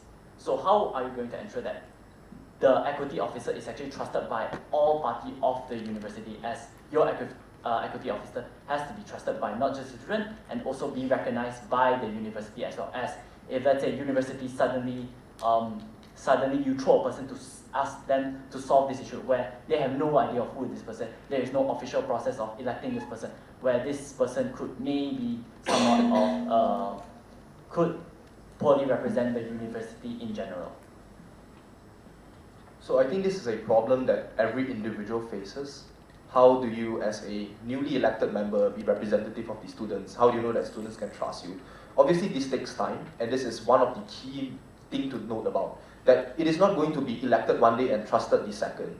It will take time and time again of conflicts going to this person and this person's ability to solve it, or this department rather, ability to solve it. So to answer your question simply, time is the first thing. But second is just, I think it's the same for every person that is going to resolve a conflict. How do you make sure that when you're resolving a conflict with your OB, you'll be trusted? You can't. There is no direct answer to this question. So if the question you're asking is, how will they be trusted? I guess it is just up to time and conflicts that proves they are great to be actually able to solve this. I don't think there's any other answer I can give. Okay, one more question as well. So as an independent body, technically the GenSec or even the HAC, the Honorary Advisory Committee, they do have this kind of role as well. So what makes it different from the equity officer, and what if suddenly the GenSec and HAC goes against your equity officer? When you say go against, what does it mean? So they do not agree with the actions or the actions needed to be taken proposed by your equity officer. So the equity officer works within the constitution. It is still constrained by MUSA's laws and student life's laws. They will not propose a solution that requires you to go out of Monash and settle it in a ring. So obviously anything that's proposed will still be within the constitution. The point of the equity officer is that the constitution will be interpreted in a fair manner. There is ways for you to skew certain things, for example MSc. There's ways for the GenSec or the president to sway certain votes within the OBs. The equity officer is independent of all of this. It is the only person that you can approach if you have a direct conflict with someone that directly is above you. So for example, if the VP is disagreeing with something I say, and I'm very adamant about it, the only people that they can approach in this instance is, for example, the GenSec or student life. But these two things are not also directly linked to this individual. They're not directly linked to VPs. So how do you go about this? The equity officer is the intermediary. Okay, one more question on it. So if let's say you were to be elected as a president, if let's say there's conflict arises and you basically the job scope of your GenSec or let's say student life is cut in half, and you over-reliance on this person, where this person is a new role, there's a lot of experimentation to be done, and what if that decision that they have made leads to a chaos or leads to a decision that students are not happy with? So what are you going to do? So I think this comes back to the third point of my manifesto, which is recognition and accountability. If it works, great for everyone. I will not need to take credit for this role. But if it doesn't, then I guess it's being accountable enough to say that this was a thing that I thought might work, it doesn't. Well, then I guess this role shouldn't exist. We should reflect and go back to maybe the traditional way of solving this conflict. It is not a rigid thing that has to happen, but I see definite benefits if it does.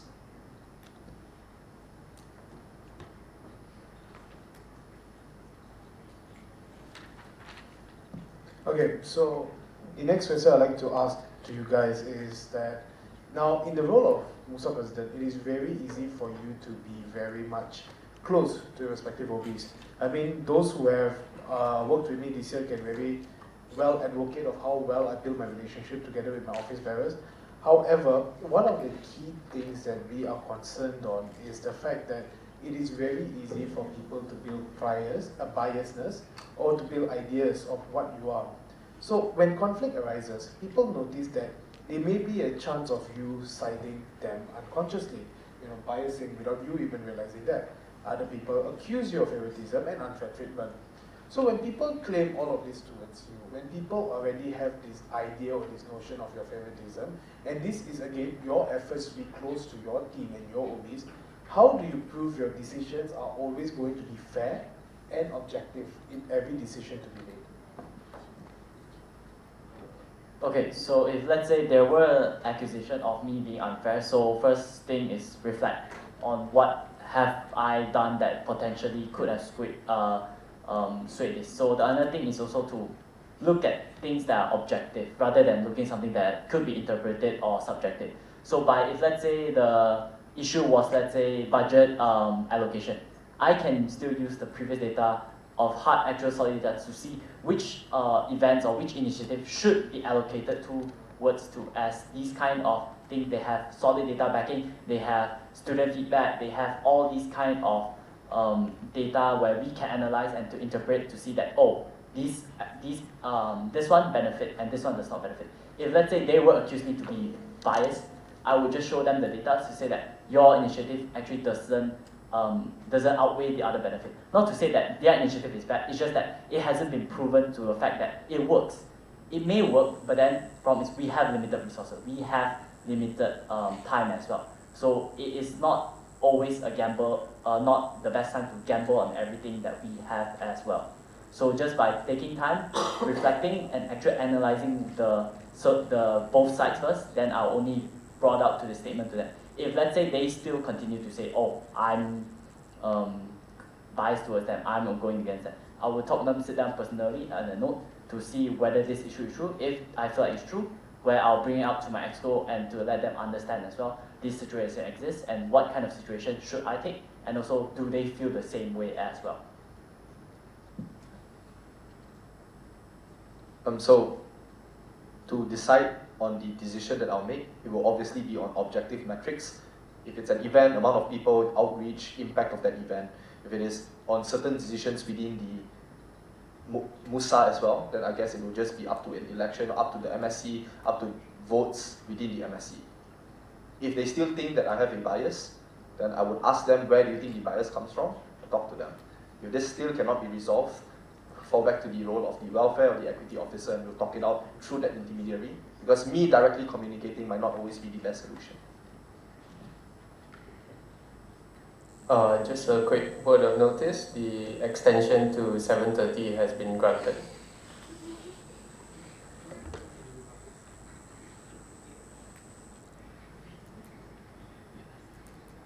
Guess I'll be with you guys for a bit more longer. Okay, so the next question I'd like to ask for all of you guys, as you all know, you guys have an important role into managing the finances given to us by your favorite people, student line, every single year, and how we allocate them accordingly. The proposal is given to us. So a little bit of background, just in case you aren't aware. The proposal is given to us by the respective departments, and it is our job to allow or whether to negotiate whether the amount is suitable with the help of the budget committee, which is also headed by the finance directors. Now, how do you plan to ensure proper utilization of the budget? Because there's always been a concern of over expenditure, and how will you manage it this year? And as well as how involved would you be? Because one thing to note is I have been very involved in maintaining this budget and also maintaining it, and the finance director is always there to keeping a double track. What is your plan in terms of the finances, not only in terms of allocation, not only in terms of management, but in terms of foreshadowing if there's any over expenditure or under expenditure, and how do you navigate those waters?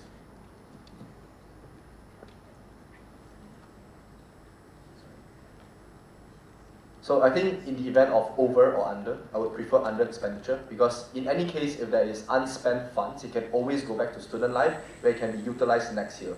No one will complain that there is too much money left over. In the case where there is over expenditure, the first question that I want to ask is, why is there an over expenditure? Is it because the funds were allocated to the point of which it is stretched in, where there were too many events that nobody wanted to shoot down, and they made decisions based on the quote-unquote decided funds at the start of the year? Because I think there should be a buffer fund. There should be a certain amount that allows an over expenditure, because again, there is no way to directly guarantee that the funds that you allocate will be spent right to that amount. So during the budgeting of the funds at the start of the year, there will be a buffer fund, and in the case of which the buffer fund is not used, the extra funds will be just gone back to the student life. Okay, so for the management, okay, I'll start from the beginning of the proposed budget. So first, I will want to understand what's the purpose of the budget. Why do they request this number? Why do they think that they deserve this kind of money? I will discuss it with me, my finance director, and most importantly, the budget committee as well. So this kind of discussion to ensure that there is a fair judgment between everything. And what kind of matrix I would use is mainly using past post-event report, past data, all these objectives, so that I'm able to give the fairest decision, and also maybe my personal inputs as well, as sometimes if let's say we keep repeating the same stuff, student might not enjoy, student might complain, this kind of situation. So it's based on my professional judgment, but most importantly the data as well. So how involved would I be in this kind of management? So I would say as the president's role to be the approver for the finance as well, as that is the key job of one of the president. So I would say I would be quite involved in terms of how many money is allocated, but how they spend it, I would say I would give a backseat, but I will try to understand why they want to spend it, to collaborate with them, to actually see whether, from their point of view, whether this money is being worth spending. If let's say, in my opinion, it's not worth spending, and I will advise on my committee on my office bearer to say that, oh, if you spend this, you actually lead to this, and you might cause some over expenditure. These kind of things, if let's say do happen, where I will actually take action of, let's say, if let's say the event is actually overspending, if let's say they do have budgets left, I would need to tell them, sorry, you cannot ask for more budget, you have to cut from somewhere. If let's say I do have buffer funds, which yes, I think it's very important to have as well, I would actually try to see whether if it's actually worth giving them the buffer funds, as the buffer funds is there for a reason, but it does not mean it should be utilized every single time. If let's say an office bearer makes a mistake and actually overspend, but they still have budget, I feel like sometimes it is their responsibility too. If they make this mistake, they have to own up to it. So if their future initiative does get impacted by this, it's of their action and also my misguidance of them as well. So this is why I would say this kind of buffer funds is for emergency and accidental use, not really for this kind of purpose and or these kind of issues as well. So another thing is I would like to talk more about is also income as well. As MUSA income is not fixed, as also with the new merge store launching, our income is definitely going to be restricted.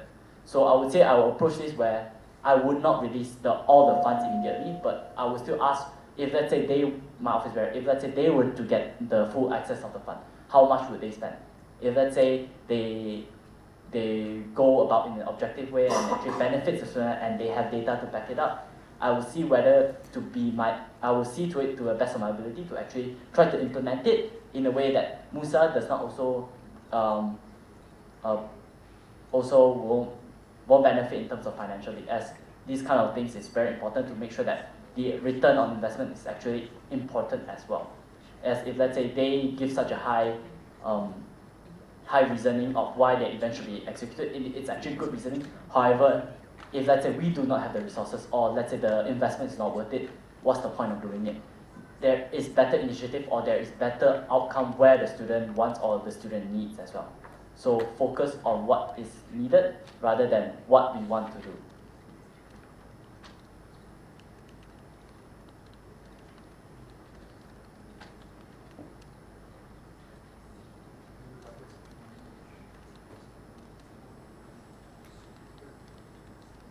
Okay, my next question to the both of you as well. How do you plan to effectively utilize your EXCO department and as well as your entire MUSA department as well? As you know, there's a lot of office bearers under us. They all play very important roles into MUSA. And one thing I really want you guys to highlight is your EXCO department. How do you plan to utilize each and every one of them in not only just upholding the constitution, maintaining governments, but ensuring a smooth and easy MUSA process for not just those who are a part of it, but also those who are seeing from outside, as well as our external engagement and external stakeholders?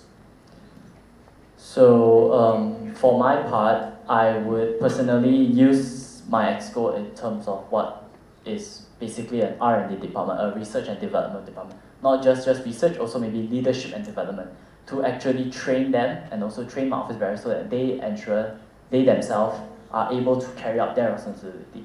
Besides that, it's also more of a feedback channel for me. As EXCOs, they do have more direct contact in some matters.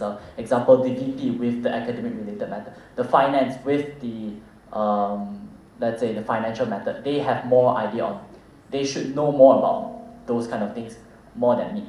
Of course, I touch on every single thing. However, this does not mean that I will not actually know anything. I will still know, but it's not my job to actually implement this kind of thing. So for me, I will provide them the platform for them to actually voice out what is wrong with it and use my professional judgment and my connection, if let's say to talk to student life, to voice out from MUSA side any concern, if let's say if it's a university policy or if it's let's say a staff issue, and only then I will implement.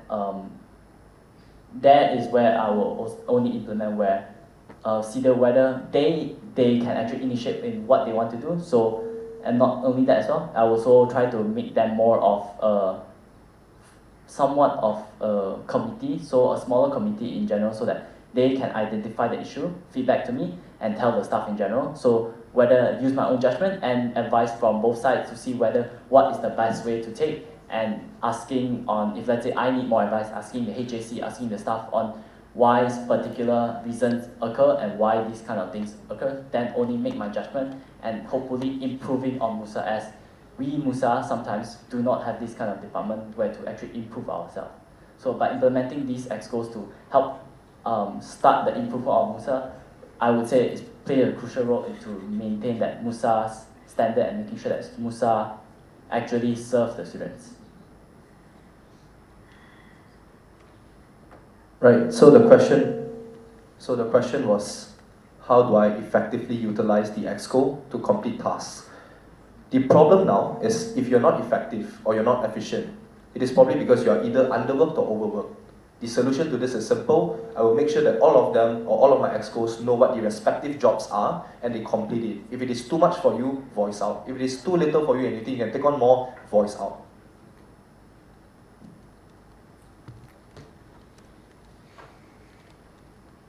Okay, so I don't know whether this is good news or bad news. I have 3 more questions left. 2 of them are very easy and very simple to help ease the mood for everyone, and then one last final question before we open to the floor. So, this is to keep the mood a little bit lighter. So, as you guys are candidates in the election, if me and Justin were to drown, who would you say first? If me and Justin were to drown, who would you say first? Please be careful.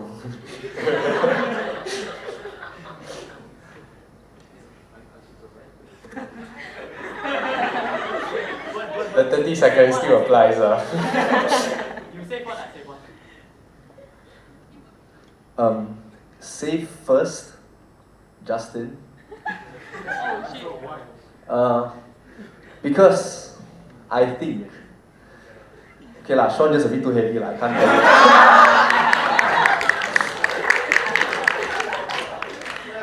Do I really have to say that? I would call ambulance, call the firefighters. I cannot say because I don't think I can have the ability to say. I'll make sure you guys are safe by the proper hands rather than die by me trying to help you. Looks like I better not say anything, seeing as this is a YouTube live. Yeah, please don't forget, yeah, this is live stream, guys. Okay, so another question to help ease the mood. So the building is on fire, and since you guys are current OBs, all the excos are now stuck in the office. The MUSA office is on fire. What would you do first?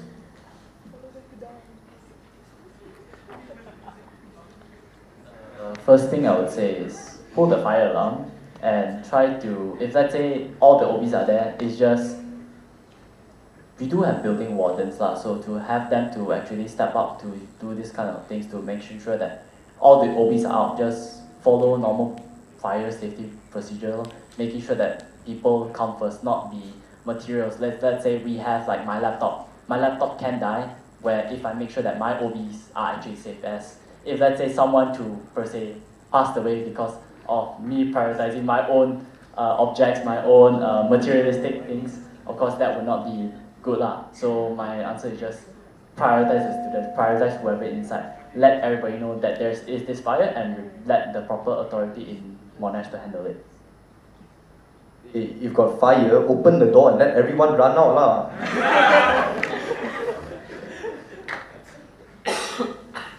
Just for everyone's information, the MUSA president acts as the building warden in terms of a fire lah, so you all choose who you all want to be protected by. Okay, so this is where I come into the last question for myself for the evening. Before I proceed, I'll do my own closing remarks after you guys have done speaking, but you guys have put out a very good debate. I have not been so much information being poured in front of me. You guys have really thought things through, so I do hope the audience had an interesting debate session. My last and final question for the evening. The MUSA president job is not an easy job. It is a very difficult job. Not only do you have to face the voices of people from the student body, from the staff, from external stakeholders, and even from within. There are a lot of stakeholders, there are a lot of people shouting at you and talking to you. And there is one specific scenario where you have to uphold your stance, and there is only one solution to it. So the question that I'd like to ask you, and keep all of this in mind, you cannot back down, you cannot bypass, there's only one answer to this. You are now at a stance where you have to shut down one division in MUSA. It could be any division or any department within this association, and you have no other alternative such as merging, reallocation, nothing. You have to look them straight in the eye and tell them, I'm sorry, you're not a priority of MUSA, this is where we say goodbye. What is the department that you would choose? Why do you choose the department? And how would you go about telling this and communicating this? And remember, you are the sole person who can mention this. You are the sole person who has to fight by this. There's no other one other than you. And I want you guys to give me very detail on why, who, and how would you go about this.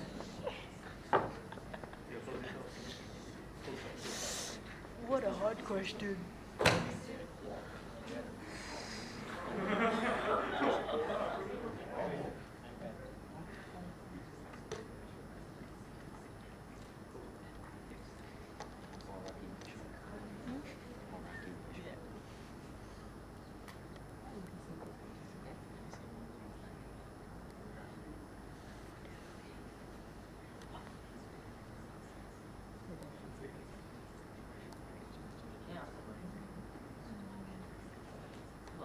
Is there any reason of the shutdown of departments or just general?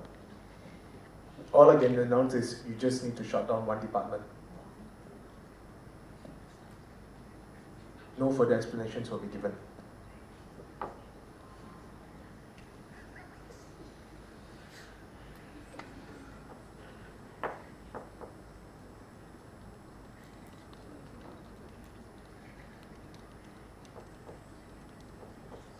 We'll grant an additional 15 seconds.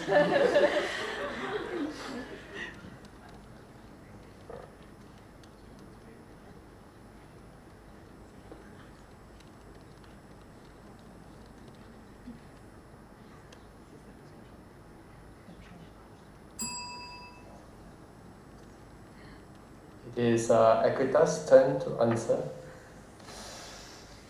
Okay. To simple terms, I would say it goes back to what kind of my manifesto is. If I were to have to shut down the department, most likely would be the president department, as MUSA should be able to operate independently and with their own constitution by themselves as well.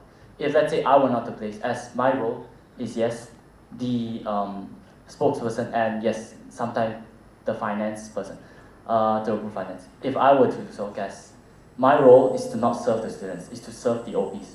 Of course, I act as an important role, but I do think that the other office bearer does have the capability and has more knowledge to execute what the president wants in a wider scale and in a more connected scale with the students.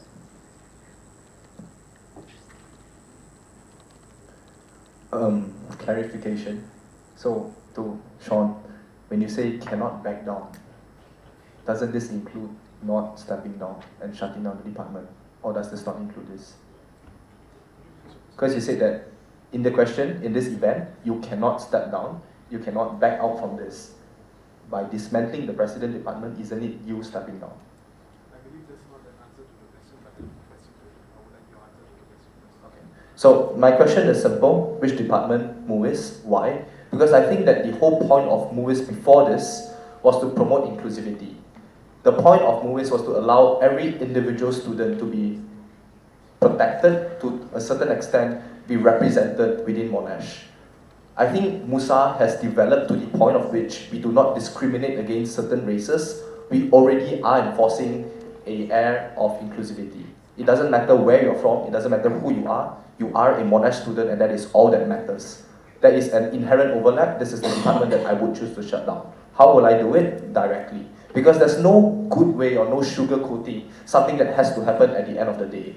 I can be someone that listens to why they think it's unjustified. I can be someone that tells them, I think this isn't something that should be done. But if this is something that has to be gone through, I will be there with them every step of the way, directly telling them that this is something that I have no choice but to do. Calvin, regarding your answer, I'd just like to make a reclarification. What Wen said is correct. The president department, although yes, can be a department that is to be shut down, but it means you're backing out, which goes against my statement. So would you like more time to reconsider? Or would you like to still stand by your answer? Because again, your answer does not really answer the question that I just gave. Okay, so if let's say I were not to be able to step down,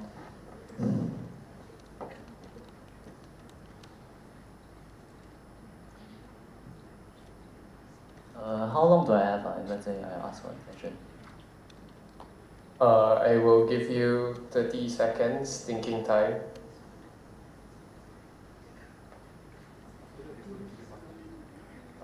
You want rebuttal?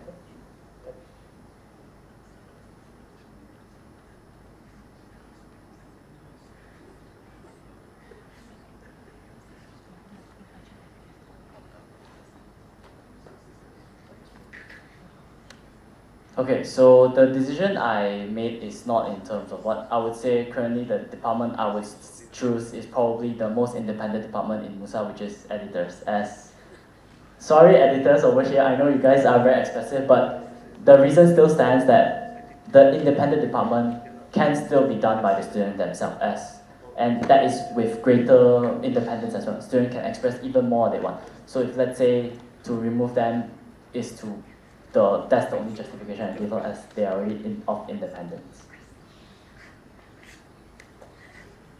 If there is now a 2-minute rebuttal time, just a reminder, keep it respectful and factual at all times.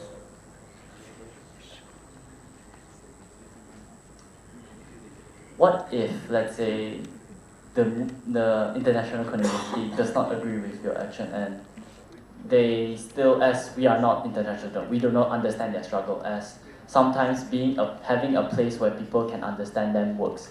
And if let's say MUIS itself platform is disappeared, they do not have anyone to turn to, what would you do in this scenario? So to answer this question, I would first want to note that by the premise of that question, you assume that MUIS is the only safe space because it is the most representative. I would also want to question, what makes Monash not representative enough, or why is Monash as a whole not inclusive enough? Is this a problem we ought to solve by dissolving MUIS? Because what you mentioned assumes that MUIS is the safe place and is the only safe space. If MUIS is what condones this behavior, disbanding MUIS is the right decision. But to really answer your question then, if people do not agree with me, it is not a decision I made, it is a decision I have to carry out. That means I am just the intermediary. If they want to hate on me for that action, it is unjustified, and therefore the hate is not my answer. It is not an answer that I can give to their own question or their hate. My returning question to you is, the editors are important because there is information that they choose to put out or not. MUIS as a whole is just a representative that is there because previously Monash might not have been so representative. Why then do you think it's justified to remove the only person or only department standing between total media chaos against what my discussion of MUIS is?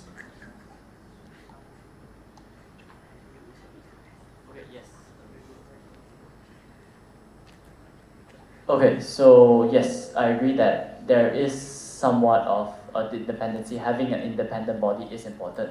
However, not to say that they are no importance. Of course, I understand that the problem is that you need to know that what MUSA stands for, which is for the student by the students. So if I were to remove, let's say, an important department, if I personally deem to be having a greater effect to the students, that would be a bit unconstitutional and also kind of removes the function of MUSA, as our job is to actually serve the students. By removing editors, it's logically the least likely that where students will be affected, as the only effect that will happen, which is the image of MUSA or how people perceive MUSA, as there is no independent body governing them or the independent body to actually voice out the concern within MUSA from an inside perspective and an outside perspective as well. Yeah, there's still time. So MUIS in the name is International Student Body.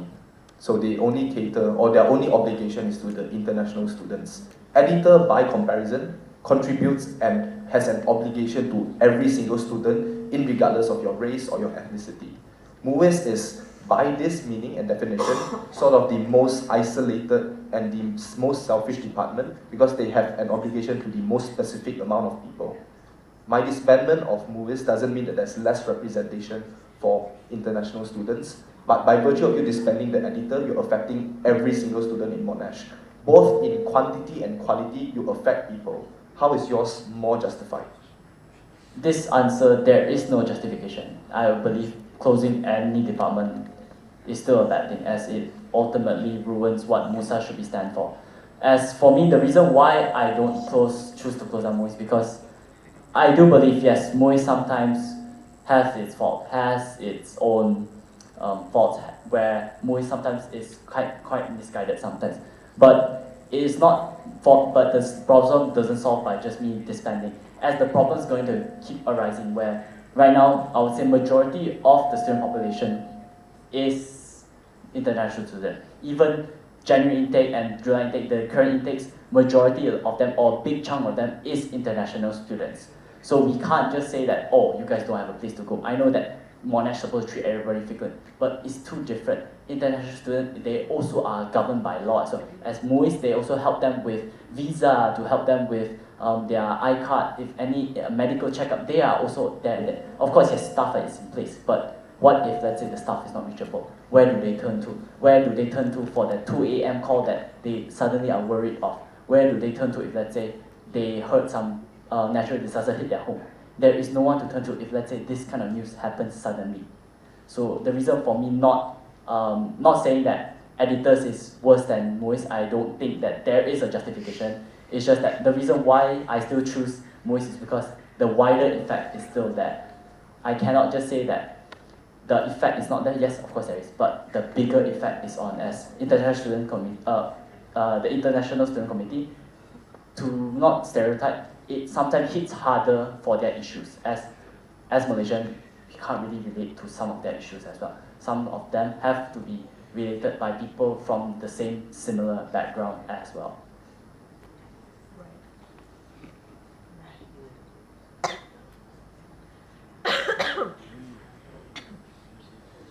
Thank you, candidates, for your answer. I know that was a very tough question, as this is a question that needs to be understood, so we understand what your leadership styles are and defensive are. And one thing I'd like to urge before I go into my own statements is, please do not bully the both of them for the answers after this, right? The answers are in a situation where it's very difficult, situations that I have been in myself in the past as well. And this is an urgency to all students watching the live and all of those here physically. Please choose your candidates wisely. This will be the chance for all of y'all, including those online, to ask your questions. So this is a very golden opportunity. Rarely do we have multiple presidents running for the role, and today we have two very strong, very different candidates with very different views on how MUSA should run. The job now relies on all of y'all to ask the questions, to vote, and to move forward on what MUSA 2026 and beyond will look like. For me, all I can say is this is the most important department and the most important role in MUSA for one clear purpose. At the end of the day, the entire student association and the entire student body comes to one person and one person only. So this role is very important, be it on my left or on my right. And now I'll be passing it back to Justin, as those are all my questions. Thank you so much, and that is all for myself.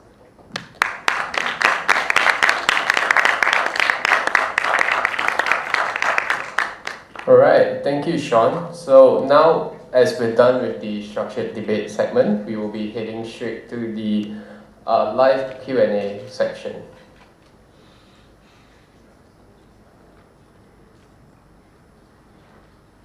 One of the first few questions was addressed to Kevin. It's as your role of head of activities. The Merdeka run that was previously organized faced a few issues. To name a few, the unclear road design, safety risks from passing cars, and a bit of coordination issues. So I think the question is related that given Merdeka run had some issues, okay. Given the Merdeka run had some issues, I'm going to paraphrase a bit. What will you do differently to ensure that your term as president will go well?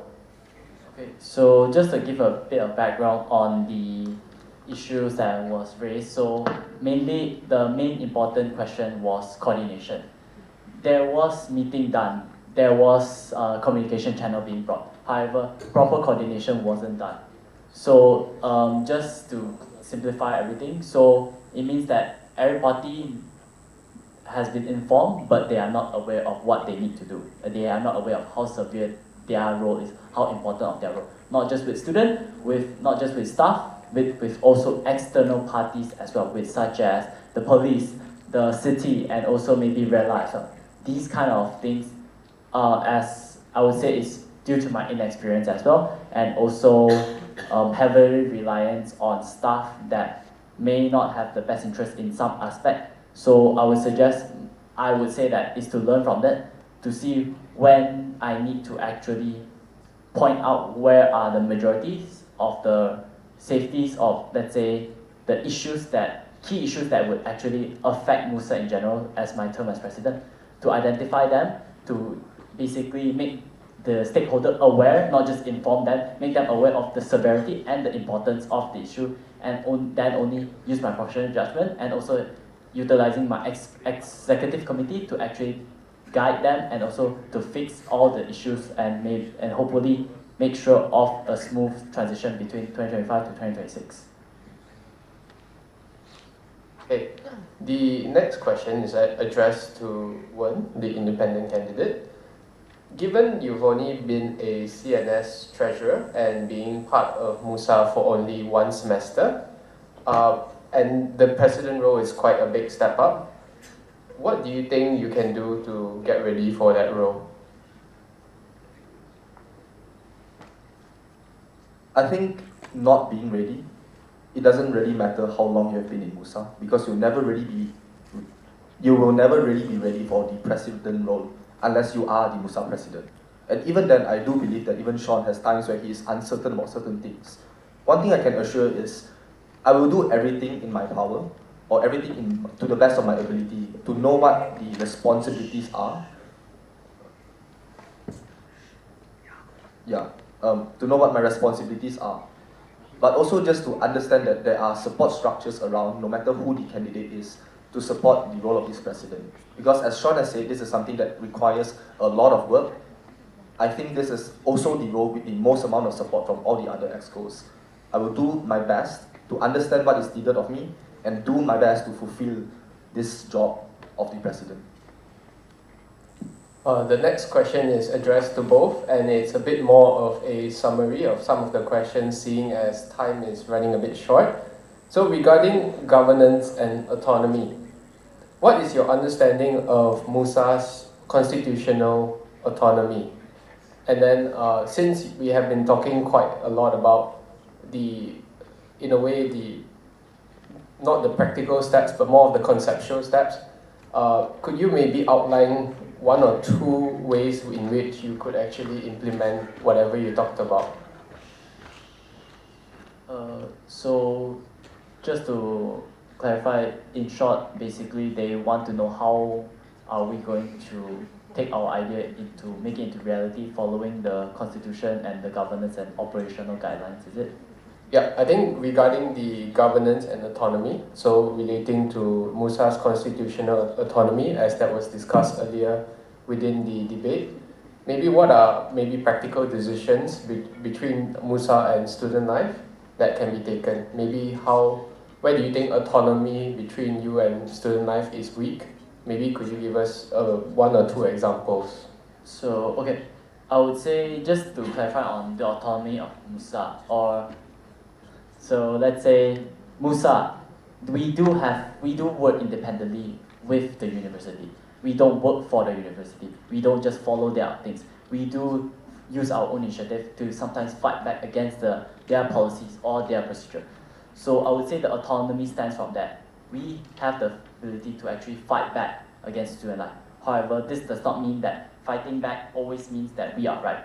It also needs to consider on the facts. Whether are we going against just a personal issue? Are we going against cross-country policies set by Monash Australia itself? Whether to see these kind of things is whether it's truly worth fighting for, or are we just beating on something that cannot be changed?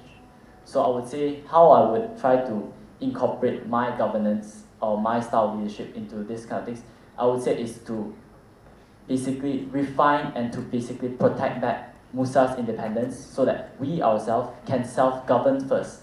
Then only we tackle this bigger issue. As right now, we hope to have as a more stable MUSA, we are actually being able to solve the issues more. As I mentioned, if let's say we ourselves don't know what to do in this scenario, what are we going to do if let's say student life suddenly was not responding? We're going to just be chaos for a few days and wait, hopefully they give us a reply. That's all. Of course, they are forced to give us a reply, but sometimes reply could be slow, communication could be stuck, or they may not understand the severity of the issue. So first thing I will do, make sure that we do have operation independence, making sure that we know what we can do, know what is our limits, see whether if the limits is actually there for a reason, or is it just to limit us financially so that we all don't overspend. If let's say we do identify this kind of thing and we proceed accordingly as well. So main goal, to refine our operation so that we are able to actually operate as a own entity. Sorry, but do you have maybe a particular instance that you can think of that would, I think, relate to the students?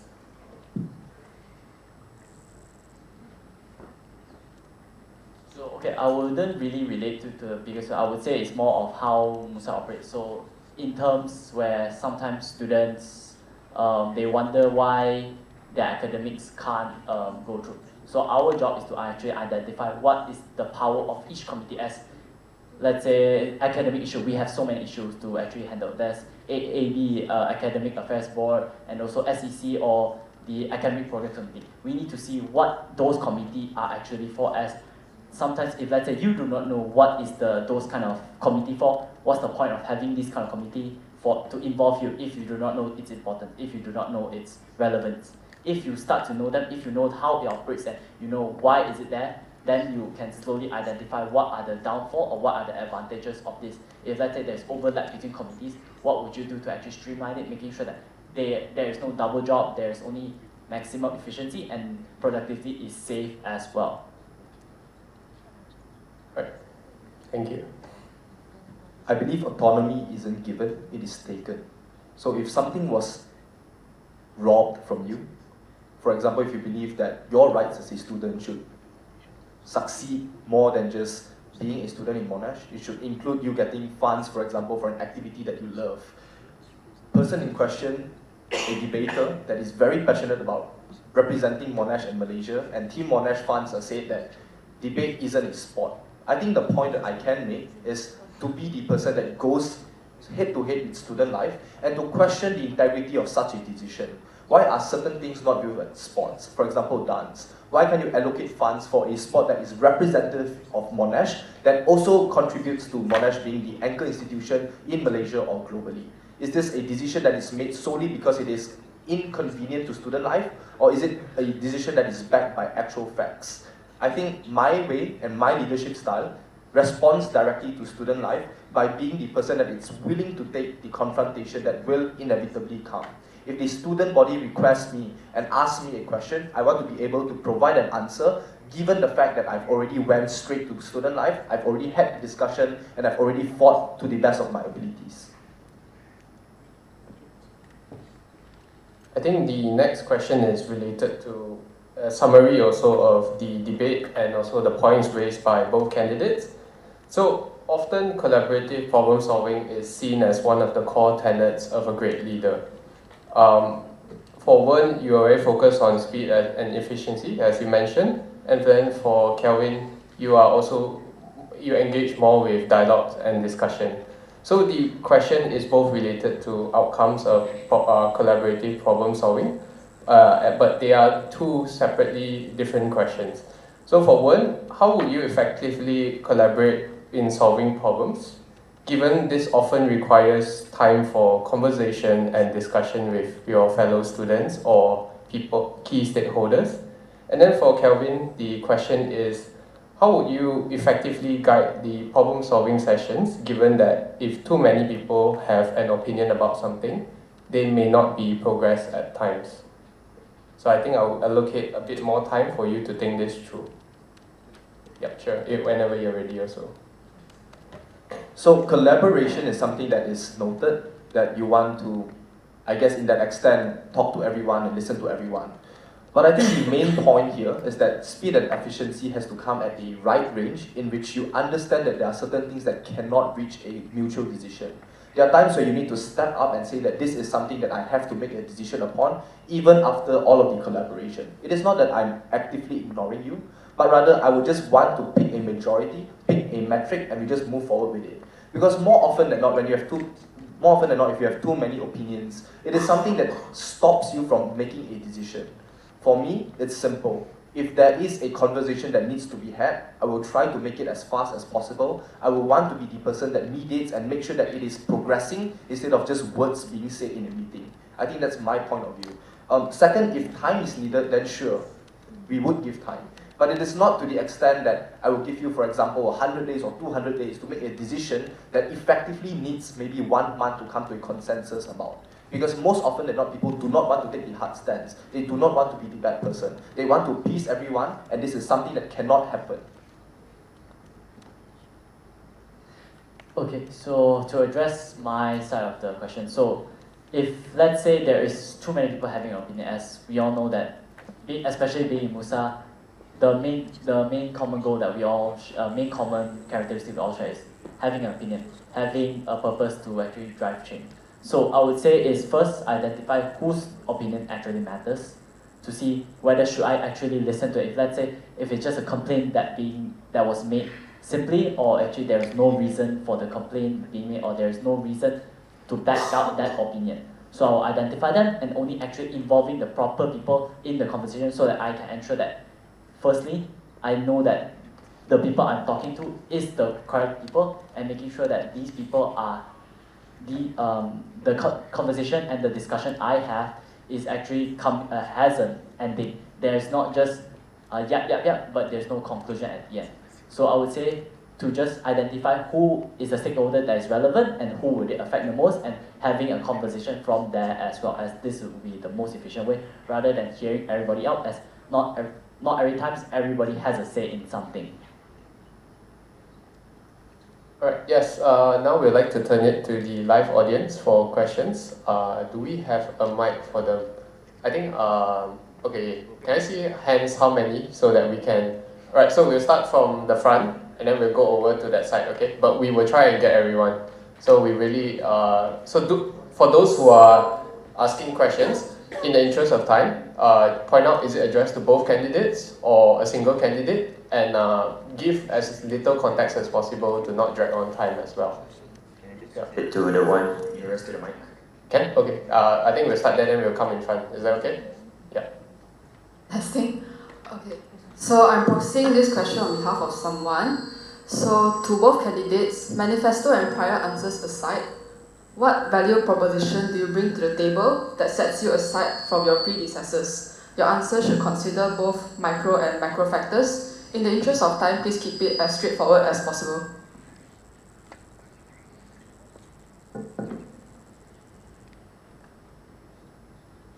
I believe I'm a very logical person. I think that speed and efficiency is everything. My main focus will not be on making friends in the interest of making friends.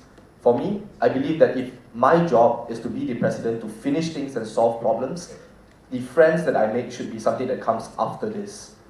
What I think makes me different from my predecessor is my ability to just stay logical, my ability to stay calm, my ability to solve and put out fires in absence of me being friends with everyone within MUSA.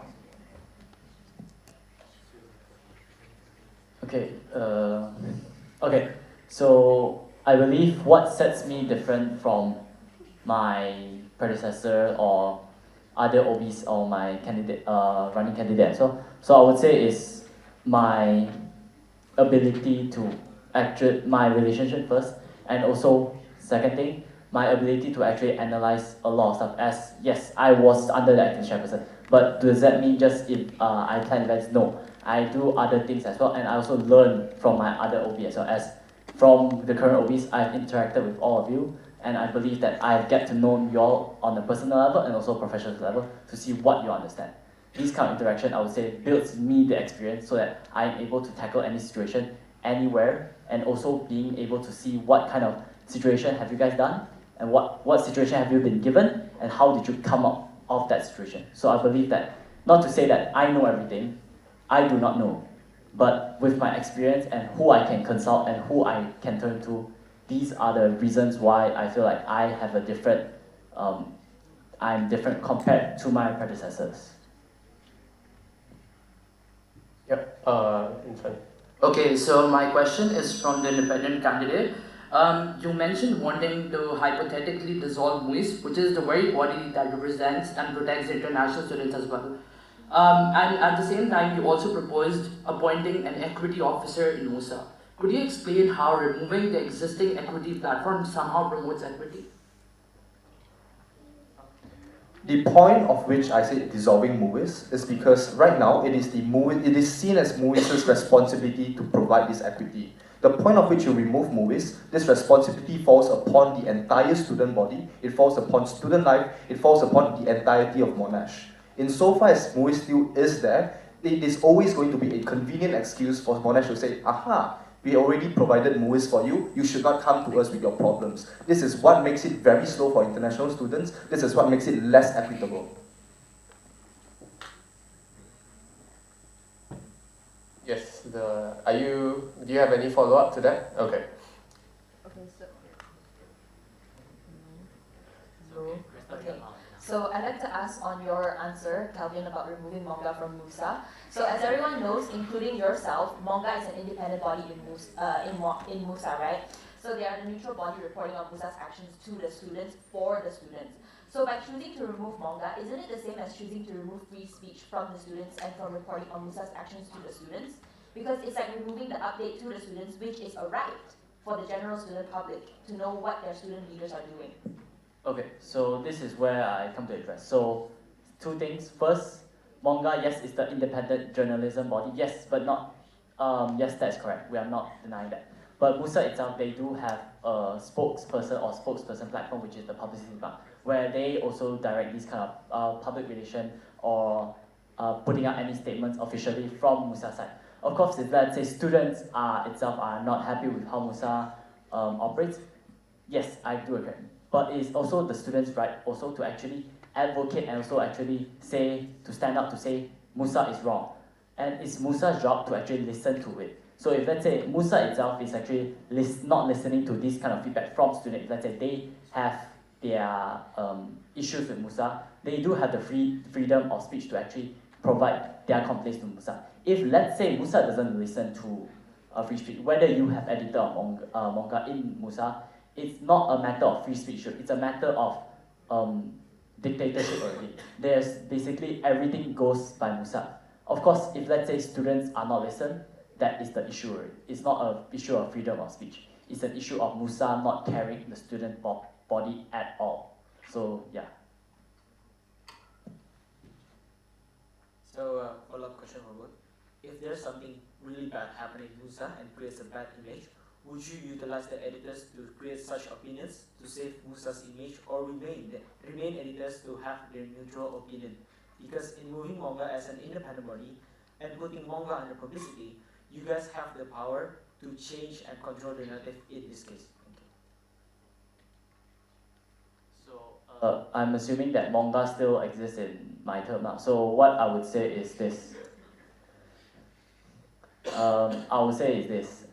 Manga still is the independent body. They have the right or the autonomy to actually say, oh, MUSA is doing wrong. MUSA inside is actually horrible. Of course, sensitive issues like budget can't be disclosed, but the issues of MUSA instability should be disclosed to the public so that the public knows that, oh, actually MUSA is not doing so great. So yes, I would still use manga as the platform to actually advocate for this. However, it does not mean they can just advocate. We also need to provide our own opinion as well, where MUSA provides our own stance and manga provides a stance between students where they give a stance of independence and also from inside and from outside as well. Just before you start, one follow-up question each, so do pick your follow-up carefully also. Alright. It's for both people. Can, yes. You have an answer for that? For both. I already said for both. No? I have an answer. Oh shit. Damn. Okay, never mind. It's fine. Test. one follow-up later? Can we go one round first, then we come back? Alright. Hello. Okay, testing. Okay, so both of you have mentioned to make students feel more heard. So coming from an example from Monash Student Association in Australia, they have fought for a lot of initiatives such as free travel pass policies, cheaper parking prices, and deadline adjustments as well. So if you were to be chosen as president next year, if students are asking for policy change, what would be your strategies to fight for student rights, ensure they are heard, and ensure their complaints are being addressed to the higher management? Okay, so the easiest way to do this is just by having a direct dialogue between the students and the staff, as sometimes we are representative, we are chosen to representative, but we might not know the majority of the issue, we might not understand what they are trying for. So the easiest way is to set up a platform for students and staff can just communicate. Of course, the representatives are there for a reason, so that to ensure that it doesn't get too personal, it doesn't get too ugly. But some initiatives such as focus group, these kind of things could be implemented so that actually students can just ask the staff, why is it going like this? Of course, it has to remain in a civil manner, where this is the only way I would say I can best satisfy both, as me just going to staff might not always come to a solution. The best way is just to have the people fight it out, to just have them discuss it out. Why can't it be done? Why can't it be done? If let's say student really does question these kind of academic things, or let's say their benefits, they should kind of really consider, should they continue their studies in Monash, whether they choose the correct university or not.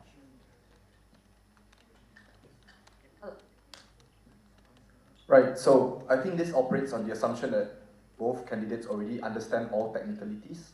For me, personally, it just matters on how far you're willing to go. I think as seen from me actually running for the position of president, even though I'm just a year 2 student, it's evident that if I really believe in something, I'll go all out, including coming to the debate, including running for things that obviously people have doubted me for. If it is something that I believe is good for the students and will benefit the students, I don't think the question should be how I'm going to do it, but rather when I'm going to do it.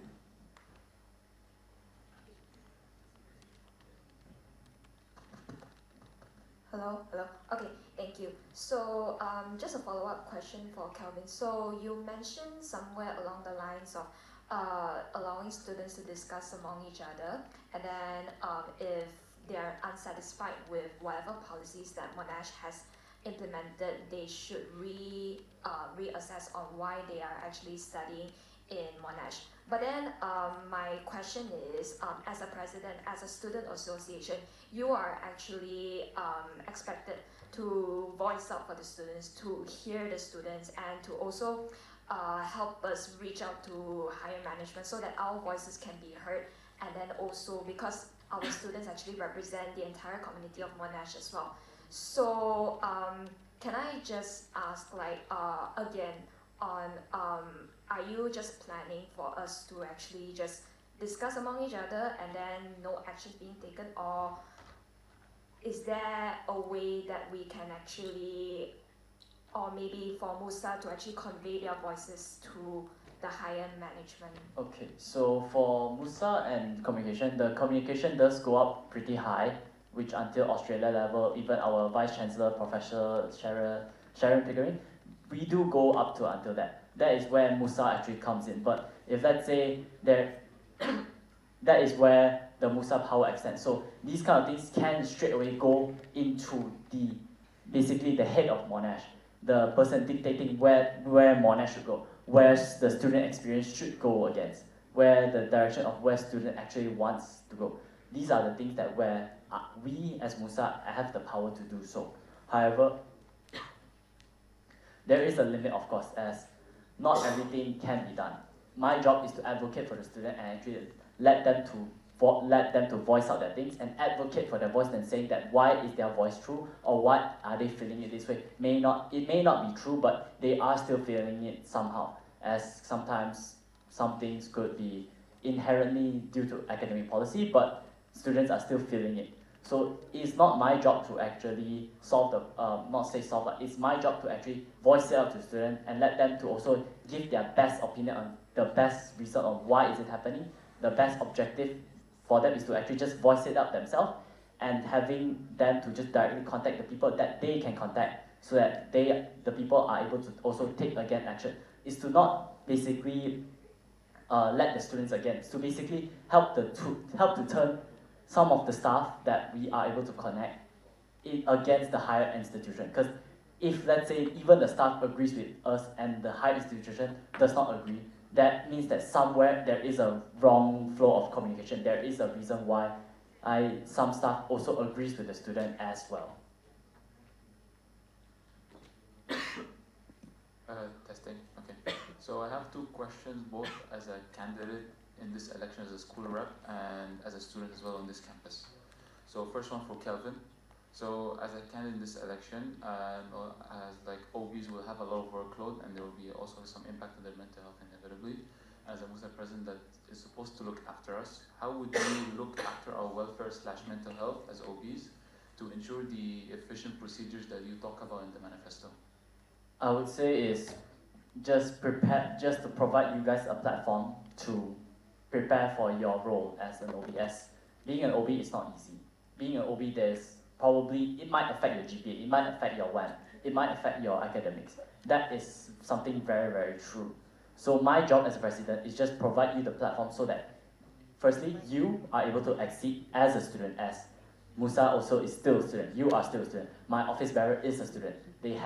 They want to graduate. You come Monash to get your degree, not to get the title of your running position. Okay, you as a student should be able to actually succeed as a student. So my job is to prepare you so that you are able to compensate. You are able to perform at both levels. So at your role as a student and your role as a office bearer as well. Okay, thank you so much. So the next question will be for Quack as a school rep candidate as well. So as more concerning about when you said you would step down, potentially step down depending on the situation. So isn't the most important point as a MUSA president is learning from your shortcomings to further develop yourself to be a better leader to the student body? As a candidate and student, I would be concerned to have a president with that mindset and struggle to trust him with my issues, especially with the possibility that they might step down if things go too bad. And also as student and possible OB in MUSA, we do not necessarily look for a perfect president, but an empathetic president that aims to improve himself instead of backing off if things go bad.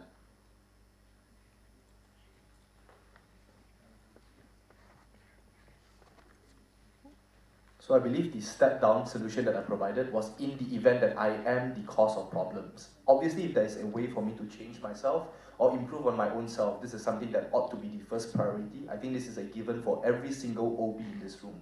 So the question that you asked assumes that I am the sole proprietor, or I'm the sole person that's responsible for problems. If the case is I cannot solve it, stepping down is the only way to do and only way to go. I will make sure that my events are in order and I will step down as soon as possible to prevent any form of delay. The question that I want to answer there now is, in the case that I can change and in the case that it is a shortcoming both from myself or OB, this is where accountability comes in. It is about what I do to solve that issue and how we move on from there. How do I mitigate the amount of harm my mistake has done, and how do we improve as a whole to prevent mistakes like this from happening again? So your answer was, what do I do? And is that the person that I am? I think my answers answered you. I'm not the person to step down from something that I've actively picked up. I'm ready for the responsibilities. I'm ready to take accountability. It is in the last resort in which I have to step down. I will do so without hesitation. Right, test. Alright, yeah, we'll be granting a second extension until 8:30, as we want everyone to hear physically to at least ask your questions. Yeah. Alright, thank you, Justin, and thank you to both candidates for this debate. So my question, I only have one question and directing to both of you guys. So Team Monash sports representative have been underemphasized over the past 3 years. As presidents, how would you address this gap and what specific initiatives would you propose to better support our competitive sports team? That's all, thank you.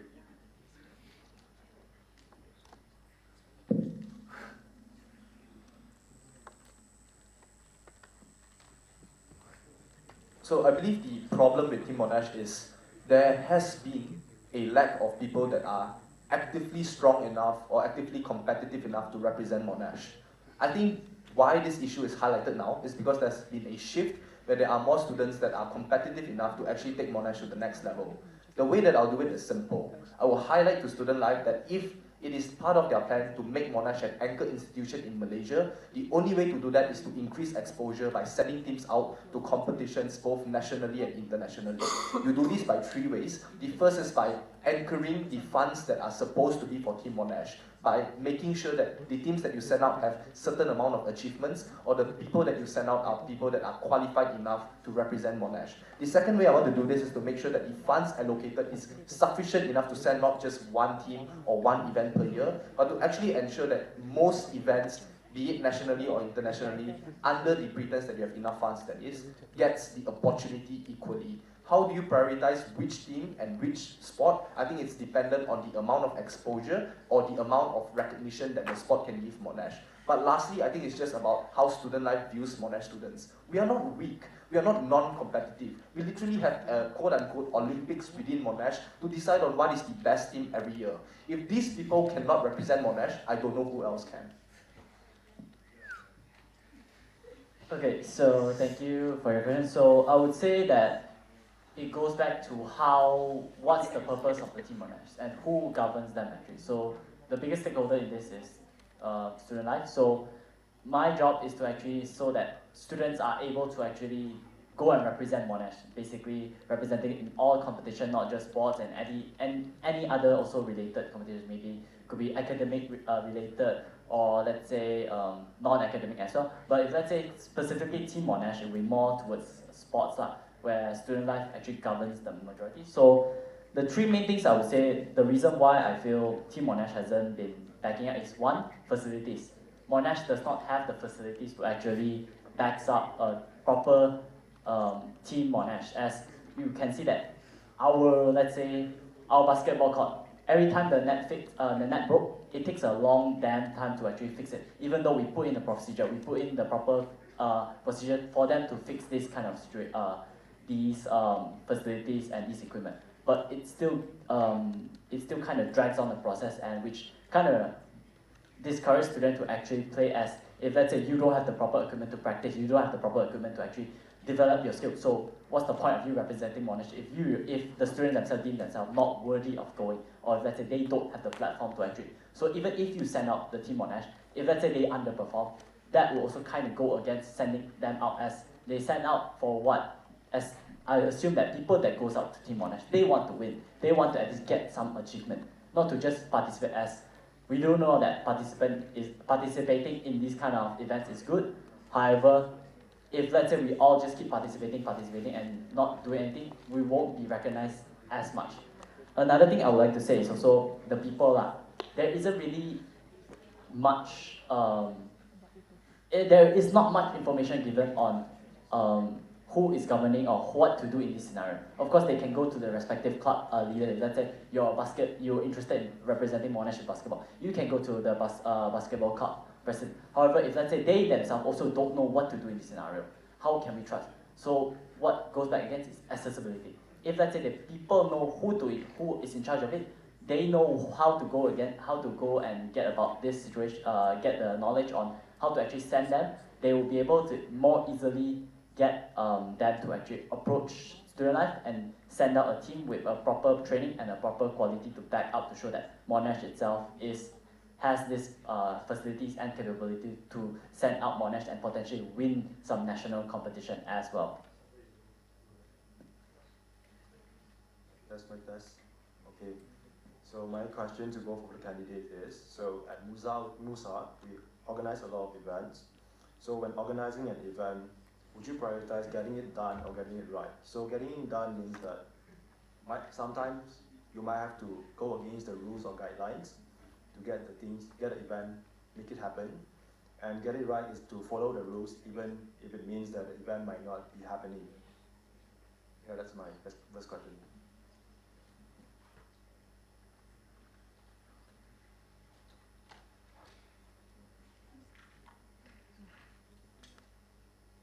I think this is not a binary answer. I cannot give you an answer to saying I will definitely do it right, or I can definitely get it done. I think the more important question is how much risk as an individual I'm willing to take. For me, I want to make sure that the event gets done, but at the same time, I don't want to necessarily sacrifice the integrity of the event. I don't want to sacrifice things that would basically go against the law. There's a line in which I draw where this is something that I will not cross. But other than that, if the event needs to be done, I will prioritize it, getting it done as soon as possible, provided that I do not cross the line that I've made. I would say that yes, I agree that there isn't really a correct answer for this for both. I can't really choose one over the other, as both are important, but I will go back to what is the purpose of MUSA. Is it to plan events, or is it a service to students? If let's say the event is a significance to the students, it is my job to make sure that the events get done. So where I voice out, if let's say university are disagreeing with the event, this is where I would pull in, where my job as an advocate to say that, oh, the university is wrong. You need to actually make sure that, because this event is key to actually the welfare or the student experience in Monash. So yes, you can say that I'm prioritizing getting it right. However, not every time in this situation where you can get it right, as sometimes you cannot please everybody, as what we dictate as right could be different from student. So the main thing I would say is to understand what is the purpose of the event, and also to understand how can we achieve this kind of things, achieve this kind of big scale event again, so that we are able to better serve the students as well.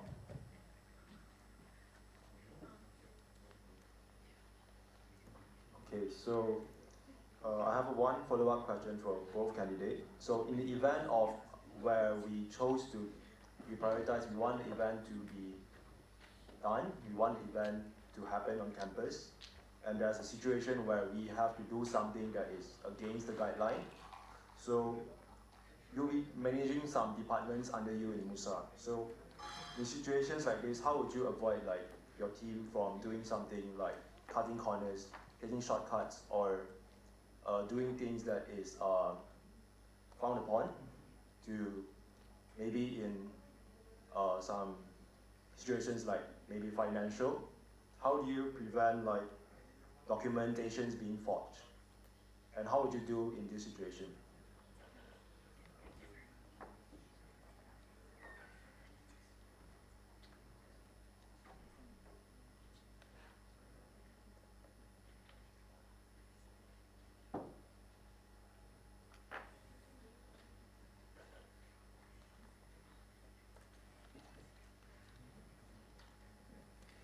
So I think the means do not justify the ends. This assumption is that the right processes essentially take a lot of time. The right processes is the reason that is stopping your events from happening. I would like to reiterate that part of the MUSA that I'm going to be running if I get elected is that it has been already solved by the previous MUSA president, in which Sean has specifically said that the streamlining of all processes, including making it simple and easier, is something that's going to be done. In that scenario, any corner that is cut would essentially be literally unjustified. It will literally be something that's harmful to the event itself, because there's no corners that you can cut anymore if it's already streamlined. In that scenario, I will first question why they did it in the first place before moving on to solving whatever harms that has already been done, essentially putting out a fire. The specifics of this will have to depend on the technicality of the event and the wrongdoing. Simple answer, cutting corners in this instance is unjustified. I will make sure that I find the person that is responsible and accountable for this, and then we move on from there. So I would say that if, let's say, there were instances of my office bearer actually cutting corners or deciding to break the rules, I would say. So I would say I will first try to get them to say why did they break the rules first. At least to get them a mission of why they did. If they keep denying it, there's no point of me trying. There isn't going to be a solution that would satisfy both ways. So it's just to sit down, ask them why does this happen. What actually, because if it's an operational issue, if it's a governance issue where they are forced to break the rules. But however, if let's say them breaking the rules was unjustified, was not actually was not justified, and basically it was not called for, I would basically take disciplinary action where necessary, as you are a student representative, you are supposed to uphold it. By breaking this, you are basically going against whatever you are running for or you represent. As these kind of rules are there, not to say for a reason, but there are rules that even us, we can't break as well. If let's say, for example, forging a signature of, let's say, the president, or forging document to say of police report, all these kind of things, there is a limit of what we can do. Of course, yes, some minor, small financial mistake can be overlooked, and if let's say there's justifiable, I believe that the university would also overlook it, as at the end of the day, we are all still students. We all make mistakes, and it's for us to learn and grow from this, and to also future-proof ourselves so that we don't actually make this mistake, which goes back to my previous answer, which is to look back on how we operate and how we govern ourselves as well.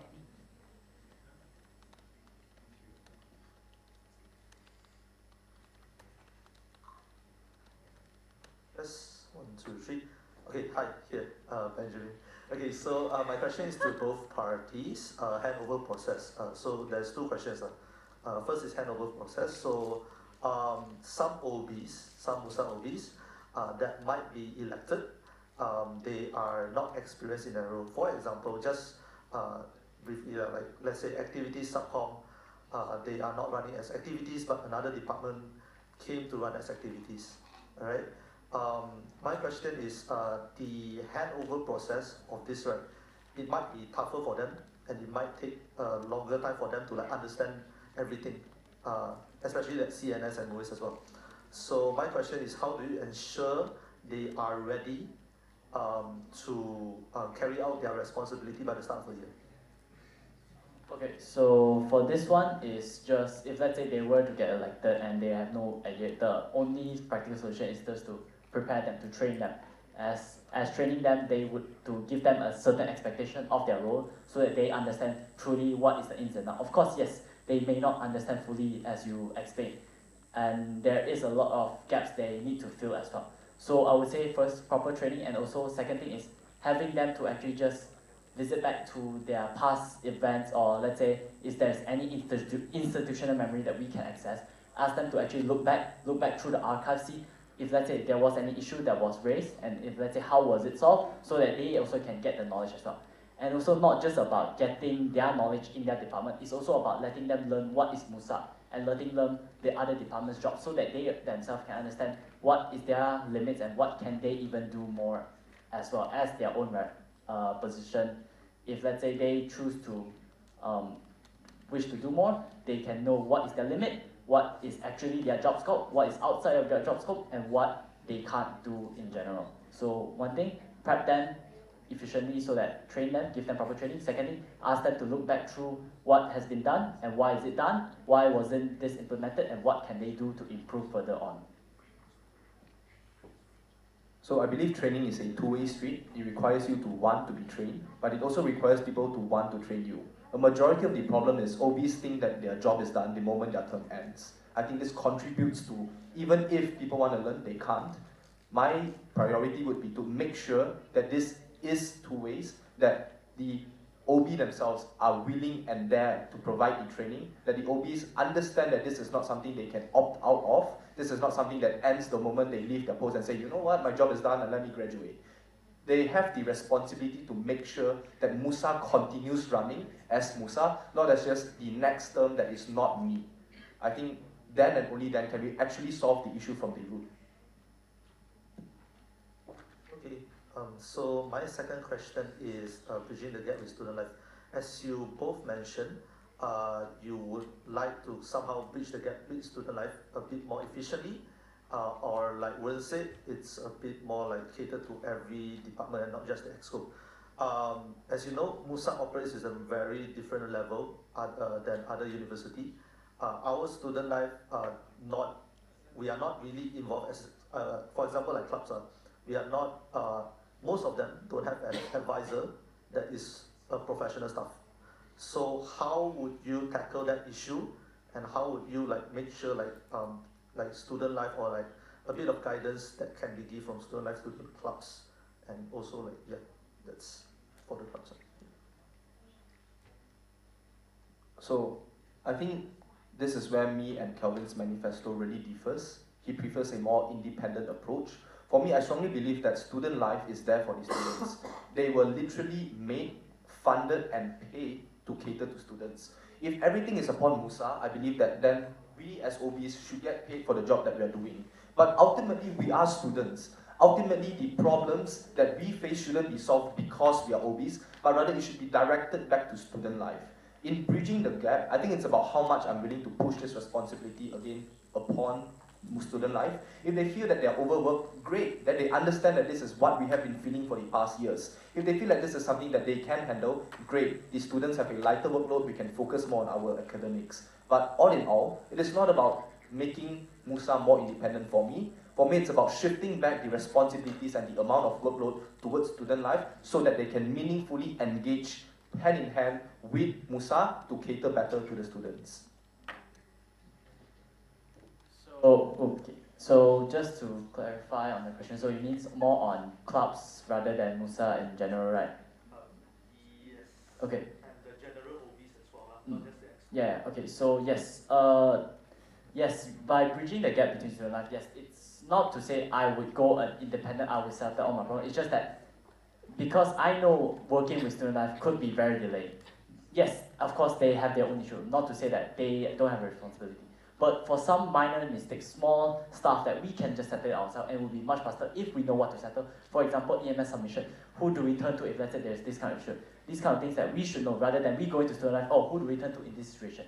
Not to say that we don't fully rely. It's an independent and collaborative way of working with students rather than pushing everything to them and having them to expect to solve it for us. Yes, if we are also expected to help the student as well. If everything was passed on to student life, the same complaints will happen again, which is basically everything that has been happening, everything we don't know what to do, we pass to student, we pass to student. They also have their own other responsibility, not just MUSA as well. They also have responsibility such as enrollment, these kind of things, helping students if they have any question on their units, anything, or let's say their general welfare of the student.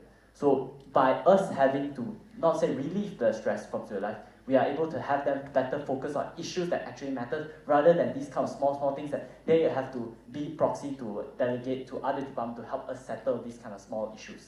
Not to say that student life does not play a big role in this. Yes, student life plays a big role, but MUSA itself, we also have to play our own role to actually make sure that we also can solve and operate within our term as well. As the Clubs and Society were under MUSA is also considered a subdivision technically under MUSA as well. So if let's say they have an issue, the first thing they actually turn to is first the CNS heads and or the president. As if let's say the president or the CNS head does not know how to solve the issue, then what's the point of them being there? So us need to be independent in how we actually think and also how we can operate so that we can provide this solution. Of course, not every solution we can solve, but for the ones that we can, to minimize the headache, we will just provide it. As it's something simple and something just direct. If it's something that's multi-layer and requires higher authority, of course, yes, that is where we need to actually put the focus onto student life rather than the small issues and including the big issue as well. So it's more of redirecting the small issues to make sure that student life can function more effectively for us as well. Okay, alright, so I have a question for the independent candidate. Do correct me if I'm wrong, as I am paraphrasing, but you did mention that what's the purpose of MUIS when MUSA is able to get that sort of inclusivity for international students? And number two, do correct me if I'm wrong, but you did say that MUIS is so and so selfish. Number one, I would like to ask you first, before we follow up. Do you know how many international students there were in the February 2025 intake? Number two, do you know how big of a task force and an army MUIS is? Because we are the largest division in MUSA. And the third question is, if you were to say that removing MUIS and having MUSA settle everything when it comes to international inclusivity, then let me ask you this. Why, in this year's MUSA, roughly only around 10 OBs are international students and the majority of the demographic is locals? And to follow up on that, if the majority of the demographic in MUSA is locals, what makes you think that inclusivity can be handled by MUSA as a whole without having MUIS?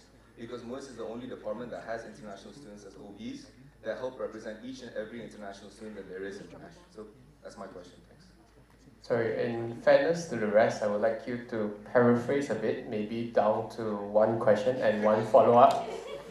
Yeah, I think the same standard should apply to everyone. So in fairness to everyone, I would like to keep it to one question and one follow-up. Yeah, would you like to? Yeah. Thank you so much. I understand this is a personal, like it relates to you, but I think just to be fair to everyone, we'll keep the same standard for everyone. Okay, so but good try. Yeah, just to paraphrase real quick. Okay, I'll just talk about the third question because the first and second one, that's more like statistics based. So we always like numbers, right? So the third one is more of like a question that is more of an answer that you can give.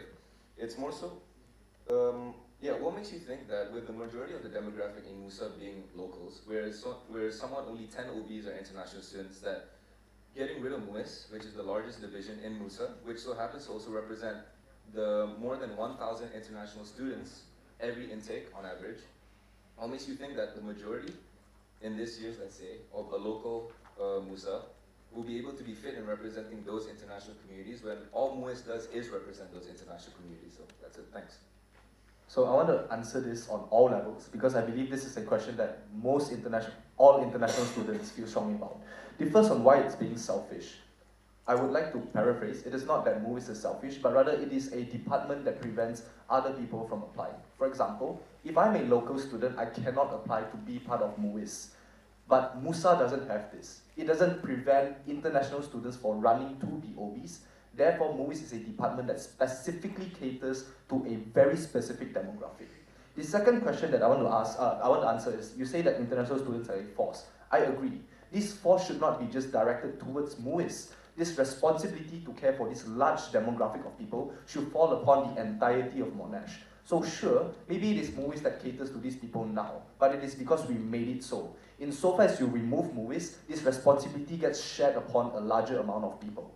Third question, you talk about how it's being the largest task force within MUSA. I agree, because it has the most amount of people. But think about it for a second. If this amount of task force can be spread across MUSA, this increases the efficiency of not just MUIS, but MUSA as a whole. I think the disbandment of MUIS will allow more passionate international students to join MUSA and benefit the entirety of Monash. This is a net benefit. The fourth thing I want to answer is you talk about removing MUIS and why this is, for example, why there's only 10 OBs in MUSA. Because international students now come and say, oh, there is only one department that caters to me. I'm an international student, I should be part of this. No. When you remove MUIS, this responsibility is again put upon all international students. If you want to contribute, you contribute to the entirety of Monash, not just people that are close to you. Your responsibility as an OB is to everyone that studies in Monash, is to every single student. I think the last thing is just, if international students can go to MUSA, and if MUIS really is disbanded, there is going to be some shortcomings. There is inherently going to be some things that need to be picked up from, but this is also precisely why MUSA has the capability, because now international students are a larger part of MUSA. Okay, I have a follow-up question. By the way, brilliant answer. I loved it. But also one thing that I would like to comment is this, is that you mentioned that removing MUIS will allow more international students to be able to apply for positions in MUSA. But also one thing that I've also come to realize is that if international students wanted to apply for MUSA, why haven't they? It's not in the sense that MUIS is the only thing that they can apply to. And to say that having MUIS there inside MUSA, which makes international students feel like they need to join MUSA only, is sort of a bias. Because then again, MUSA is open for everyone. But then again, that goes back to my question from before, is that you mentioned that if removing MUIS will allow more international passionate students to be able to apply for MUSA. But still, that opportunity is still open. Why aren't there more international students that are applying for MUSA? Why do they feel a sense of comfort more into MUIS? Yet then again, we are the ones that are representing them. And number two, to talk about the statement that you said that MUIS is selfish, that only allows international students. Yeah, MUIS stands for Monash University International Student Services. There's a word international there. And the majority of the students that join MUIS are international students because we are the majority of the intake, right? So the main goal behind MUIS is to represent each and every one of those students. And if you were to spread it around and have more OBs in MUSA be international students, then why hasn't that happened before? Why is it so skewed more into local students? That's it. Thanks. So I think it's the same reason why there's only 2 people running for president when it's obviously open to all 7,000, 8,000 students. I think it's just the mental blockade of what seems to be a huge load. Because as a new student and as a person that has just entered the country where everything is unfamiliar, even though you really want to contribute to MUSA, even if you really want to contribute back to the students, inherently you still have to juggle between the language barriers that you might face, between your visa, between a lot of other problems that national students do not face. In that sense, you might think that MUIS is the best suited for you because it includes a kind of lower workload, which most likely isn't the case as well. But it is just this perception of MUIS being international student, therefore it is made for you, that makes a lot more international students apply. This isn't the case. If the removal of MUIS allows this skewness or this mental blockade to be removed, then it is for the betterment of the entirety of MUSA. I think you also talked about why, what's the second question to that? The second question is okay, you say that removing MUIS allows more international students to apply for OB positions in MUSA, but why then still even other international students, let's say who are third year, second year, who have an idea of what MUIS is and what MUSA is, they also have the initiative to want to join, but why is it more skewed into more local, to a more local demographic when it's still open for international students? So I think this comes back to how MUSA was being ran. Obviously, you're in a country, you're in Malaysia, right? So the majority, or at least a large part of the majority, is national students, ethnicity-wise, just nationality. I think it's also just because most international students have a priority on studies, because this is what they were sent to Malaysia to do. This is what they came to Malaysia for the good name of Monash, to score high so that they can get better opportunities back home, or so that they can go back. I think this is also one of the reasons why it has stopped people from running for these positions, because they think that they're disconnected from MUSA. They think that this doesn't directly involve them, which is false. And this is something that I want to change as well. As I've said in my opening statement, The debate concerns the entirety of Monash students, not only MUIS, and yet even national students don't think that it is something that they care enough about to attend the debate on. So it is not a problem that MUIS faces, but rather most students face. To answer your question, I think it's because international students do not see why they are connected to MUSA. I aim to change that, not by disbanding MUIS, but allowing them to understand why they can also contribute and be part of the solution if they think that there is a problem. This is just a reminder that the MUIS votes are still available from the 13th to the 17th of October, and that was a hypothetical scenario. So with that in mind, do keep in mind that the MUIS position is still there, and so is the editors. But we do appreciate your passion for that communities, but I think just a reminder, maybe we go for one more question from either editors or MUIS, because your positions are still there, so yeah. Okay. Hi. I'm not sure if you've met. My name is Noor. I'm currently running for the head of MUIS position with my partner. Now, I've noticed a lot of the time earlier you mentioned that MUSA does not aim to discriminate international students. But at the same time, I don't think you really understand that discrimination and representation of students is two very, very different things.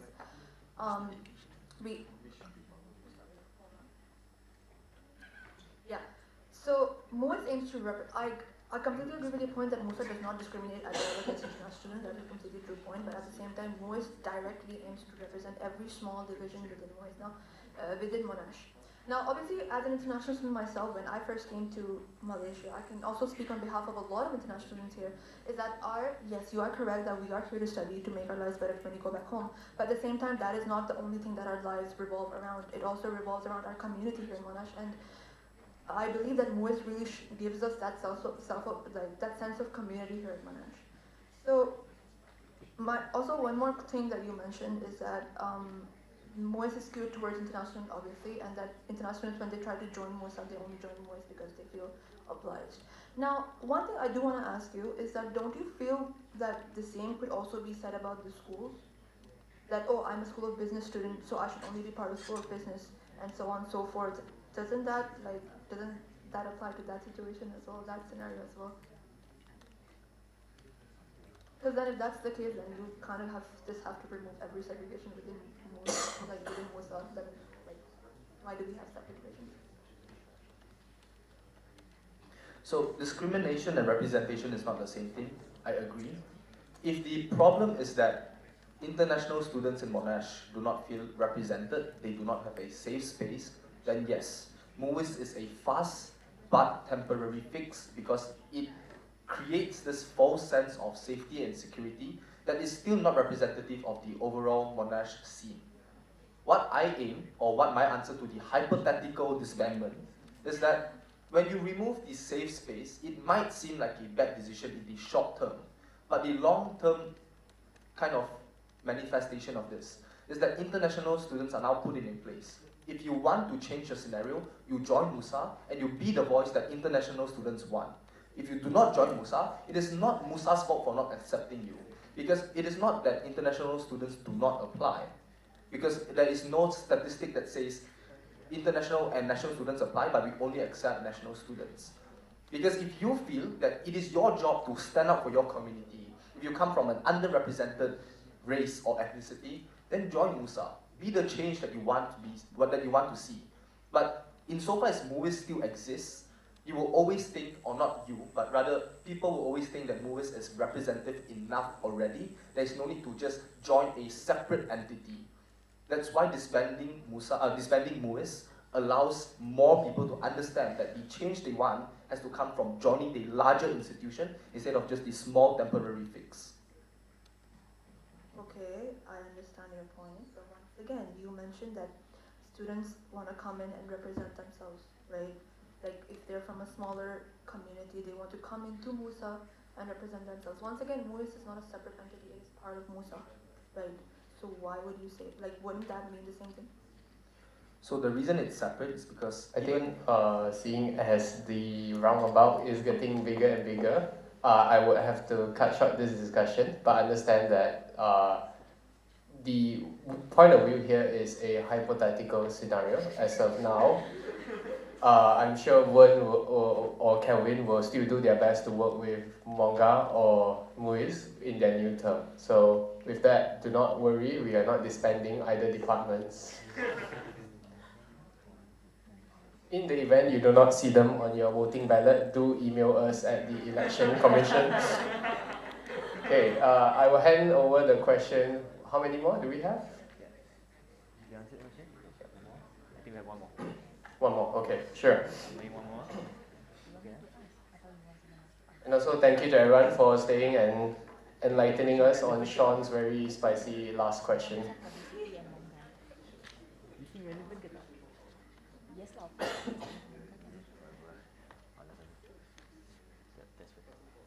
Test, my test. Okay, so the person who gave me the mic was very hesitant to give me the mic because I will be asking about manga once again. So in this hypothetical scenario, I'd like to go back to your answer, Calvin, where you said that there will be reports from both MUSA Publicity and manga. So in this scenario, you will still keep manga as a reporting, bless your soul, please stop coughing guys, there's a lot of germs spreading around in this body. You would still keep manga as a reporting body under MUSA Publicity, right? So I think your answer is a little contradicting because you say that you want manga to report on your actions and wrongdoings, but you also want publicity department to report on your own stance as MUSA. So won't that be confusing for the audience when they receive the news, since both are from the same department now? The audience wouldn't know who or what to believe because it will seem like, they're a goody two-shoes situation.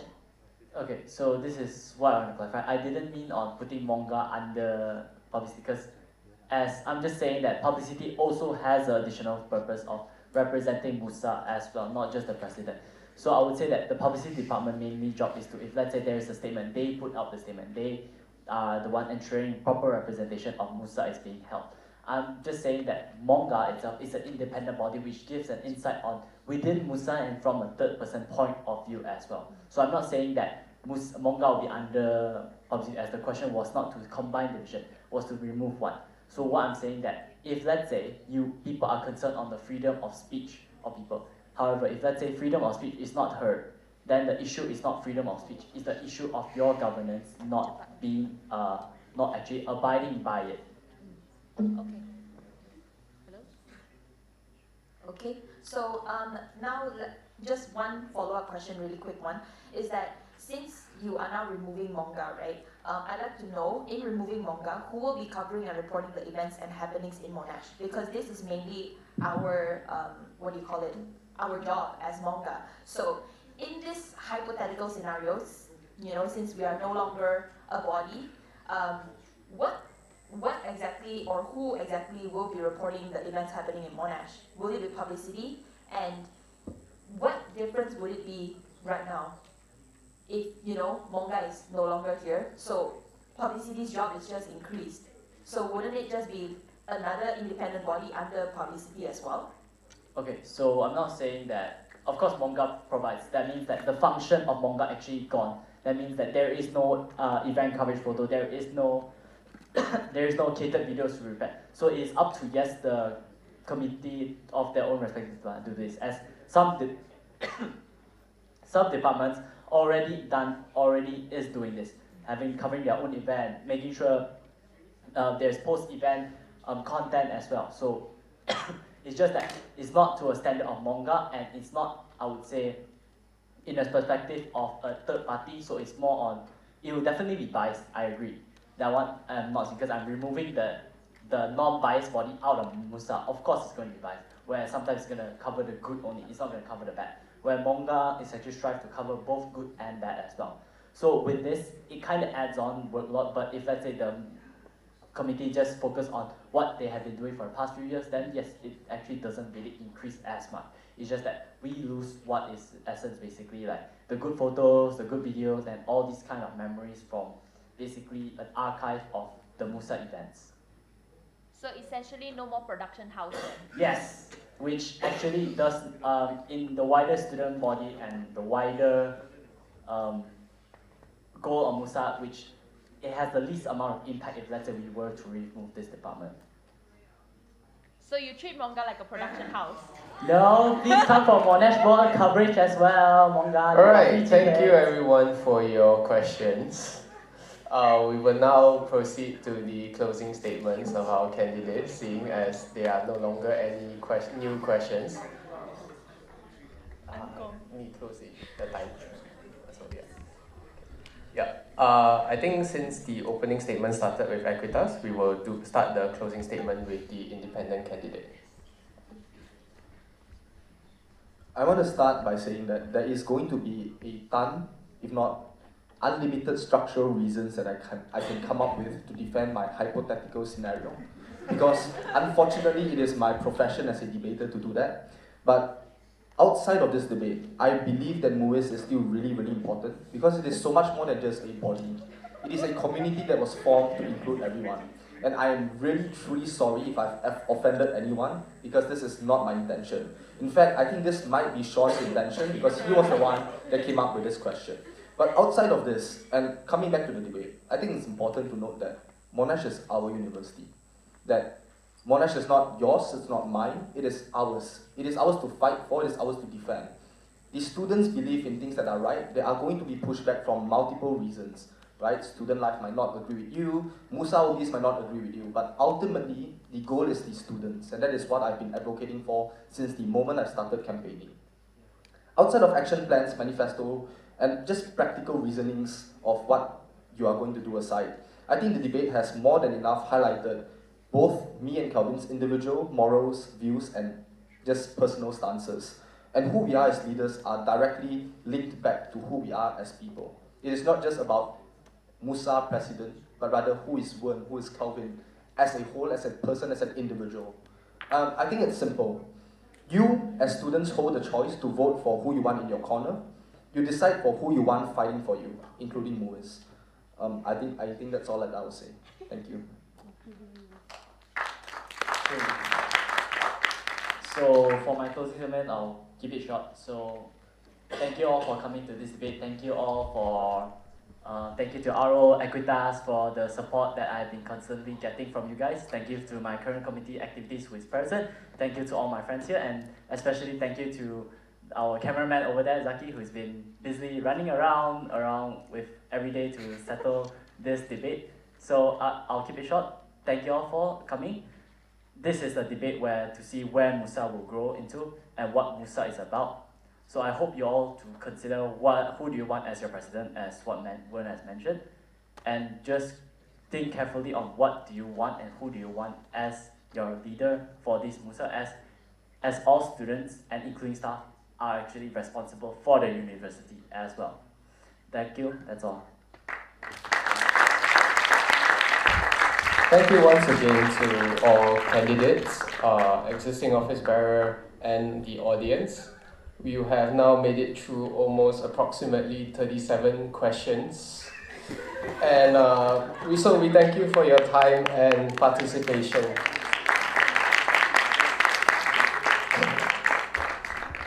The Monash University Student Association is a key association that upholds your students' best interest. So with that, we hope that you found the session both insightful and engaging, and thank you so much for engaging with us and also sharing your personal views. So before we close the key important dates, the voting period will start on the 13th of October to the 17th of October 2025. So if you are a Monga or MUIS, you can make sure that the ballots do include the Monga and MUIS. If not, please email us at the Elections Commissions. The Gmail has been provided. The vote will take place via the Monash official e-voting platform, with more details to be shared soon.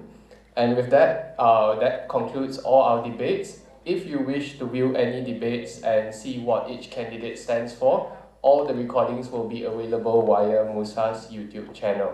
So with that, thank you once again for joining us throughout the week, either in person or online, and we wish you a great week ahead and happy voting.